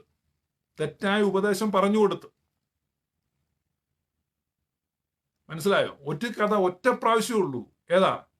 മച്ചുനൻ ചന്തു ചതിയൻ ചന്തു മറ്റ ചുരിക കൊടുത്തതിൽ. എന്നതാ? മച്ചുനൻ ചന്തു വിളക്കാൻ പോയപ്പോ വാള് വിളക്കാൻ പോയപ്പം എന്ത് ചെയ്തു? ഇരുമ്പാണി തട്ടി മുളയാണി ഇട്ടു ചുരിക വിളക്കാൻ കൊല്ലന് 16 പണം കൈക്കൂലി കൊടുത്തു. ഇപ്പൊ കൊണ്ടുപോകുന്ന വാളിനകത്ത് ഇരുമ്പാണിക്ക് പകരം എന്താണ്? മുളയാണി. മുളയില്ലേ? ആടാം പാടാം ആരോമൽ ചേകവർ പണ്ടംഗം വെട്ടിയ കഥകൾ. അപ്പൊ ഈ ആരോമൽ ചേകവർ ഈ വാളുമായിട്ട് പോവാ. ആരോമൽ ചേകവർ ഓർക്കുന്ന ഉറപ്പുള്ള വാളാണ്. ഇന്ന് കേരളത്തിലെ പെന്തക്കോസ്തിലെ ഓരോ യുവാക്കളും, എന്നെ കേൾക്കുന്ന ഓരോ യുവാക്കളും മനസ്സിലാക്കണം, നിന്റെ കയ്യിലിരിക്കുന്ന വാളിൽ ഈ പെന്തക്കോസ് കിളവന്മാര് മുളയാണി പോയിട്ട് വെറും ഈർക്കിലി പോലും വെച്ചിട്ടില്ല. ഈ കുരുപ്പേന്ന് പറയും. കുരുപ്പേന്ന് പറഞ്ഞു കഴിഞ്ഞാൽ കോട്ടയത്തൊക്കെ കുരുപ്പേന്ന് പറയുന്നത്. നിങ്ങളുടെയൊക്കെ നാട്ടിൽ എന്താ പറയുന്നത് അറിയത്തില്ല. മനസ്സിലായോ? ഈ മണ്ണുണ്ടല്ലോ, മണ്ണരയുടെ വിസർജ്യം, നല്ല സോഫ്റ്റ് മണ്ണ്, അതിങ്ങനെ ഉരുട്ടി ഇങ്ങനെ നീട്ടി വെച്ചിരിക്കുക. മുളയാണി പോലും അല്ല. നിന്റെ വാളിനകത്ത് അതാ വെച്ചിരിക്കുന്നത്. നിന്റെ തിയോളജി, നിന്റെ ഈ തന്നിരിക്കുന്ന അതാണ്. എന്നിട്ട് അവൻ നിന്നോട് പറയും ദൈവവചനം എന്ന ആത്മാവിന്റെ വാളെടുത്തോൾ നിനക്ക് ഇതാ തന്നിരിക്കുന്നത്. നീ അതുകൊണ്ട് പോയി മുട്ടിയാൽ മുട്ടി നിൽക്കത്തില്ല. നിന്റെ ഉപദേശം തെറ്റാണ്. ചെറുപ്പക്കാർ മനസ്സിലാക്കണം, നിങ്ങളെ കളിപ്പിച്ചിരിക്കുകയാണ്. നിങ്ങളുടെ ഉപദേശം തെറ്റാണ്. ആരെങ്കിലും 4 ചോദ്യം ചോദിച്ചാൽ നിങ്ങൾ പരാജയപ്പെടും. നിങ്ങളുടെ ഉപദേശം തെറ്റാണ്. അപ്പൊ നിങ്ങൾ ചിന്തിക്കും ക്രിസ്തീയ ഉപദേശം തെറ്റാണ്. അല്ല മക്കളെ, നിങ്ങളുടെ കിട്ടിയത് ക്രിസ്തീയ ഉപദേശമല്ല. സഭയുടെ ചാരിത്രിക വിശ്വാസമല്ല നിങ്ങൾക്ക് കൈമാറ്റം ചെയ്യപ്പെട്ട് കിട്ടിയിരിക്കുന്നത്. നിങ്ങൾ വഞ്ചിക്കപ്പെട്ടിരിക്കുന്നു. കള്ള പാസ്പോർട്ടുമായിട്ട് ആളെ എയർപോർട്ടിൽ കയറ്റിവിടുന്ന ഏജന്റിനേക്കാൾ നികൃഷ്ടന്മാരാണ് പെന്തക്കോസ്തുകാർ. മനുഷ്യക്കടത്ത് സംഘത്തെക്കാൾ ഭീകരന്മാരാണ്. കാരണം തെറ്റായ ഉപദേശമാണ് നിങ്ങൾക്ക് കൈമാറ്റം ചെയ്തു തരുന്നത്. തെറ്റായ പാസ്പോർട്ടാണ്. ദുബായി ചെന്നിറങ്ങുമ്പോഴേ അറിയത്തുള്ളൂ. കണ്ണ് സ്കാൻ ചെയ്യുമ്പോൾ മനസ്സിലാവും ആള് വേറെയാന്ന്. നിന്നെ അകത്ത് പിടിച്ചിടും. മനസ്സിലായി? അതുപോലെയാണ്, ശരിയായ ഉപദേശമല്ല. അതുകൊണ്ട് പെന്തക്കോസ്തിൽ പെട്ടിരിക്കുന്ന പ്രിയപ്പെട്ടവരെ, പ്രത്യേകിച്ച് ചെറുപ്പക്കാരെ, മധ്യവയസ്കന്മാരും വഞ്ചകന്മാരും ചതിയന്മാരും അങ്ങനെയുള്ള ആളുകളോടൊന്നും അല്ല ഞാൻ പറയും. കള്ളന്മാരുണ്ട്, നിരപരാധികളും നിഷ്കളങ്കരും ഉണ്ട്. ആരെങ്കിലും ഉണ്ട് ഏറ്റെടുക്കും. ചെറുപ്പക്കാരാദ്യം മനസ്സിലാക്കും, നിങ്ങളെ ഇവർ വഞ്ചിച്ചിരിക്കുകയാണ്. നിങ്ങൾ വിശ്വസിക്കുന്ന ഉപദേശം തെറ്റാണ്. അത് ക്രിസ്തീയ വിശ്വാസമല്ല. ക്രിസ്തീയ വിശ്വാസം എന്താണ്? ഉലയിൽ ഊതിക്കഴിച്ച പൊന്നുപോലെ ശുദ്ധമായ തങ്കമായ വിശ്വാസം. അത് വെള്ളിയേക്കാളും വളരെ പൊന്നിനേക്കാളും ആഗ്രഹിക്കത്തക്ക, തേനിനേക്കാളും തേൻകട്ടയേക്കാളും മധുരമുള്ള, വലിയ കൊള്ള കിട്ടിയ സന്തോഷത്തെക്കാളും സന്തോഷം തരുന്ന ശ്രേഷ്ഠമായ ഉപദേശം. നിങ്ങളുടെ ഉപദേശം എന്താ? നിങ്ങളുടെ ഉപദേശം ഇതാണ്. അവിടെ എങ്ങാണ്ടൊരു മനുഷ്യനെ ആരാണ്ടെല്ലാം കൂടെ ക്രൂശിച്ച് നിങ്ങളത് വിശ്വസിച്ച് നിങ്ങളുടെ ജീവിതം നശിപ്പിക്കാതെ സത്യ ഉപദേശത്തിലേക്ക് വരിക. പോയിട്ടുള്ളവർ മടങ്ങി വരിക. ഇതുവരെ കിട്ടാത്തവർ ഈ വിശ്വാസത്തെ പ്രാപിക്കുക. ഇതാണ് യഥാർത്ഥ ക്രിസ്തീയ വിശ്വാസം. യഥാർത്ഥ ക്രിസ്തീയ വിശ്വാസത്തെ പിടിച്ച് നല്ല വിശ്വാസികളായിരിക്കാൻ നിങ്ങളെ ദൈവം സഹായിക്കട്ടെ. നിങ്ങളോടുള്ള സ്നേഹം കൊണ്ടാണ് ഞാനിതൊക്കെ പറയുന്നത്. നിങ്ങളുടെ ശ്രദ്ധയിൽ പതിഞ്ഞിരിക്കാൻ വേണ്ടിയാണ് ഈ സ്റ്റൈലിൽ പറഞ്ഞു കേട്ടോ. പിണങ്ങല്ലേ, പിണങ്ങാൻ വേണ്ടി പറഞ്ഞല്ല, ദുഃഖം കൊണ്ട് പറഞ്ഞു. ദുഃഖം കൊണ്ട്. കാരണം ഇത്രയും സത്യമായ ഒരു ഉപദേശം, ദൈവപുത്രന്റെ സത്യത്തെ അട്ടിമറിക്കുകയാണ് ഇവർ. എന്നിട്ടും ഇവർ പറയുന്നതും അവകാശപ്പെടുന്നതും ഞങ്ങൾ സുവിശേഷ വരെ ചെയ്യുന്നതാണ്. സുവിശേഷം. IS തോമസ് എന്ന് പറഞ്ഞ് ബ്രദറിലെ സുവിശേഷകൻ, അനിൽ കൊടിത്തോട്ടം എന്ന് പറഞ്ഞ് പെന്തക്കോസ്തിലെ സുവിശേഷകൻ, തെങ്ങിൽ വർഗീസ് എന്ന് പറഞ്ഞ ബ്രദറിലെ സുവിശേഷകൻ, മാത്യു ചെമ്പുകണ്ടത്തിൽ എന്ന് പറഞ്ഞ് പെന്തക്കോസ്തിന്റെ പുതിയ മുഖം, പിന്നെ ആരാണ്? ഇവരൊക്കെ ഈ പറയുന്നത് ഈ നെസ്തോറിയന്റെ വിശ്വാസം. അപ്പം അറിയൂസിന്റെ വിശ്വാസം പറയുന്ന കുരുവിള കുളഞ്ഞിക്കൊമ്പൽ, സെബല്യന്റെ വിശ്വാസം പറയുന്ന സെബാസ്റ്റ്യൻ, നെസ്തോറിന്റെ വിശ്വാസം പറയുന്ന ഈ കക്ഷികൾ, ഇവരൊക്കെ ഇപ്പോഴും അരങ്ങ് തകർത്ത് ആടിക്കൊണ്ടിരിക്കുമ്പോൾ സത്യവിശ്വാസത്തെ നമ്മുടെ പിതാക്കന്മാർ നമുക്ക് ഏൽപ്പിച്ചു തന്ന ചൊവ്വുള്ളതും കുറ്റമില്ലാത്തതുമായ ആ സത്യവിശ്വാസത്തെ നമുക്ക് ഏൽപ്പിച്ചു തന്നിരിക്കുന്ന വിശുദ്ധ പിതാക്കന്മാരെ നമുക്ക് ഓർക്ക. ആ വിശ്വാസത്തെ നമുക്ക് മുറുകെ പിടിക്കാം. സത്യവിശ്വാസത്തെ നമുക്ക് ഏൽപ്പിച്ചു തന്നിരിക്കുന്നു. സത്യവിശ്വാസം എന്ന് പറഞ്ഞു കഴിഞ്ഞാൽ ഇതാണ് ട്രൂ ഫെയ്ത്ത്.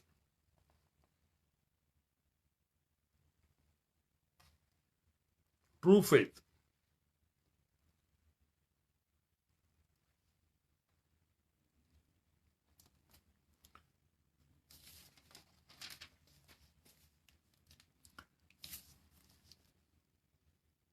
ഇപ്പം അഞ്ചാമത്തെ തുബ്ദയിൽ അവരുടെ പേര്, എല്ലാവരുടെ ഇല്ല, കുറച്ചു പേരുടെ പേര്, അത് ഈ സുറിയാനി സഭയുടെ ആരാധന പരിചയമില്ലാത്തവർക്ക് വേണ്ടിയാണ് ഞാൻ പറയുന്നത്. പ്രത്യേകിച്ച് ഒരു 6 പ്രാവശ്യം ഈ തുബ്ദേനുകൾ വായിക്കുന്നുണ്ട്. അതിലൊന്നിതാണ്: ബാർക്കുമോർ, ശ്ലൈഹികവും കുറ്റമില്ലാത്തതുമായ ഏകവിശ്വാസത്തെ പാലിച്ച് ഞങ്ങൾ കേൾപ്പിച്ചു തന്നവരായ ശുദ്ധിമാന്മാരുടെ സ്ഥലത്ത് ശുദ്ധതയോടെ മുൻപ് കൂട്ടി നിദ്ര പ്രാപിച്ച് വിശ്രമിക്കുന്നവരെയും, നിക്കിയായിലും കുസ്തന്തീനോപ്പോലിസിലും എഫേസോസിലും വെച്ചുണ്ടായ പുണ്യപ്പെട്ടവയും പരിശുദ്ധങ്ങളുമായ 3 പൊതു സുന്നതദോസുകളെയും, അവയിലുണ്ടായിരുന്ന നീതിമാന്മാരും അൽപ്പാന്മാരും സ്തുതിക്കപ്പെട്ടവരും ദൈവത്തെ ധരിച്ചവരുമായ ഞങ്ങളുടെ പിതാക്കന്മാരെയും, ഊർസ്ലേമിന്റെ 1-ാമത്തെ പ്രധാനാചാര്യനും പുണ്യവാനും സ്ലീഹായും സഹതായുമായ യാക്കോബും, ഇഗ്നാത്യോസും ക്ലീമീസും ദീവന്നാസിയോസും അത്താനാസിയോസും യൂലിയോസും ബെസേലിയോസും ഗ്രീഗോറിയോസും ദിയസ്കോറോസും തീമോത്തിയോസും പീലക്സീനോസും അന്തീമോസും ഇയാവാനിയോസും, വചനമായ ദൈവം ശരീരിയായി തീർന്നതും നമ്മുടെ കർത്താവേശു മിശിഹായുടെ മനുഷ്യാവതാരത്തെക്കുറിച്ച് സ്പഷ്ടമായി തെളിയിച്ചവനും സത്യവാനും ഉന്നത ഗോപുരവുമായ പ്രസിദ്ധനായ മാർ കൂറിലോസും, സുറിയാനിക്കാരുടെ കിരീടവും ദൈവത്തിന്റെ വിശുദ്ധ സഭ മുഴുവന്റെയും വിവേകമുള്ള വായും തൂണും മൽപ്പാനും പുഷ്പങ്ങൾ കൊണ്ട് നിറഞ്ഞ മേച്ചിൽ സ്ഥലവും, മറിയം സംശയം കൂടാതെ ദൈവമാതാവെന്ന് എല്ലായ്പ്പോഴും പ്രസംഗിച്ചവനുമായ ഞങ്ങളുടെ പാത്രീസ് മോർ സേവറിയോസും. അദ്ദേഹത്തെ കുറിച്ചാണ് ഞാൻ മുമ്പേ പറഞ്ഞത്. അദ്ദേഹമാണ് ആ മാനീസോ എഴുതിയത്. സത്യവിശ്വാസത്തെ നിലനിർത്തിയ നീതിമാനും പരിശുദ്ധനുമായ ഞങ്ങളുടെ ബാവാമാർ യാക്കൂബ് ബുർദാനായും. അദ്ദേഹമാണ് ആ സമയത്ത് സഭയെ ഉറപ്പിക്കാൻ വേണ്ടി ഒരു യാചക വേഷം കെട്ടി, മുഷിഞ്ഞ് പിഞ്ചിയ വേഷം ധരിച്ചു. അതുകൊണ്ടാണ് ബുർദാന എന്ന് വിളിച്ചത്. യാക്കോബ് ബുർദാനായും. ആ പേരിൽ നിന്നാണ് യാക്കോബൈസ് എന്നൊക്കെ കളിയാക്കി വിളിച്ചത്. നീ പറയുന്നു യാക്കോബ് ബുർദാനായും, മാർ അപ്രേമും മാർ യാക്കോവും മാർ ഇസഹാക്കും മാർ ബാലായും, ദുഃഖിതന്മാരിൽ തലവനായ മാർ ബൗർസോമയും മാർ ശമോൻ ദസ്തുനിയും, തെരഞ്ഞെടുക്കപ്പെട്ട മാർ അബഹായും. അപ്പം ഈ വിശുദ്ധന്മാരുടെ പേരുകൾ അനുസ്മരിക്കുന്നുണ്ട്. പിന്നെ അവരോട് കൂടെയുള്ളവരെയും അവരുടെ മുമ്പും അവരുടെ ശേഷവും ഉള്ളവരുമായ എല്ലാ വിശുദ്ധന്മാരെയും അനുസ്മരിക്കുന്നുണ്ട്. ഞാൻ ഇത് പറഞ്ഞത്, നമ്മൾ ഇത് വായിക്കുമ്പം ആ സത്യവിശ്വാസത്തെ നമുക്ക് ഏൽപ്പിച്ചു തന്നവരെ ഓർക്കുകയാണ്, ആ സത്യവിശ്വാസത്തെ ഓർക്കുകയാണ്. സോ ഇതാണ് സത്യവിശ്വാസം. ഇപ്പൊ സത്യവിശ്വാസത്തിലേക്ക് വരുവാൻ, സത്യവിശ്വാസത്തിൽ നിന്ന് പോയവർ സത്യവിശ്വാസത്തിലേക്ക് മടങ്ങി വരുവാൻ ശ്രദ്ധിക്കണം. അത് വളരെ അത്യാവശ്യമാണ്. ഇതാണ് സത്യവിശ്വാസം എന്നുള്ള സത്യം നിങ്ങൾ തിരിച്ചറിയുക. ഇതുപോലെ ഇതിന് തുല്യം മറ്റൊന്നുമില്ല, വേറെങ്ങും കിട്ടത്തില്ല. അത്രമാത്രം പ്രഷ്യസ് ഫെയ്ത്ത് ആണ്. അതുകൊണ്ടാണ് അതിപരിശുദ്ധ വിശ്വാസം എന്ന് യൂദാസ് ലീഹ ലേഖനം എഴുതി. അതിപരിശുദ്ധ വിശ്വാസം. So it is so precious.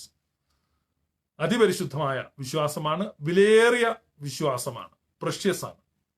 ദൈവം നിങ്ങളെ അനുഗ്രഹിക്കട്ടെ. എന്നെ കേട്ടുകൊണ്ടിരുന്നതിന് നന്ദി. ആരെങ്കിലും എന്തെങ്കിലും കമന്റ്?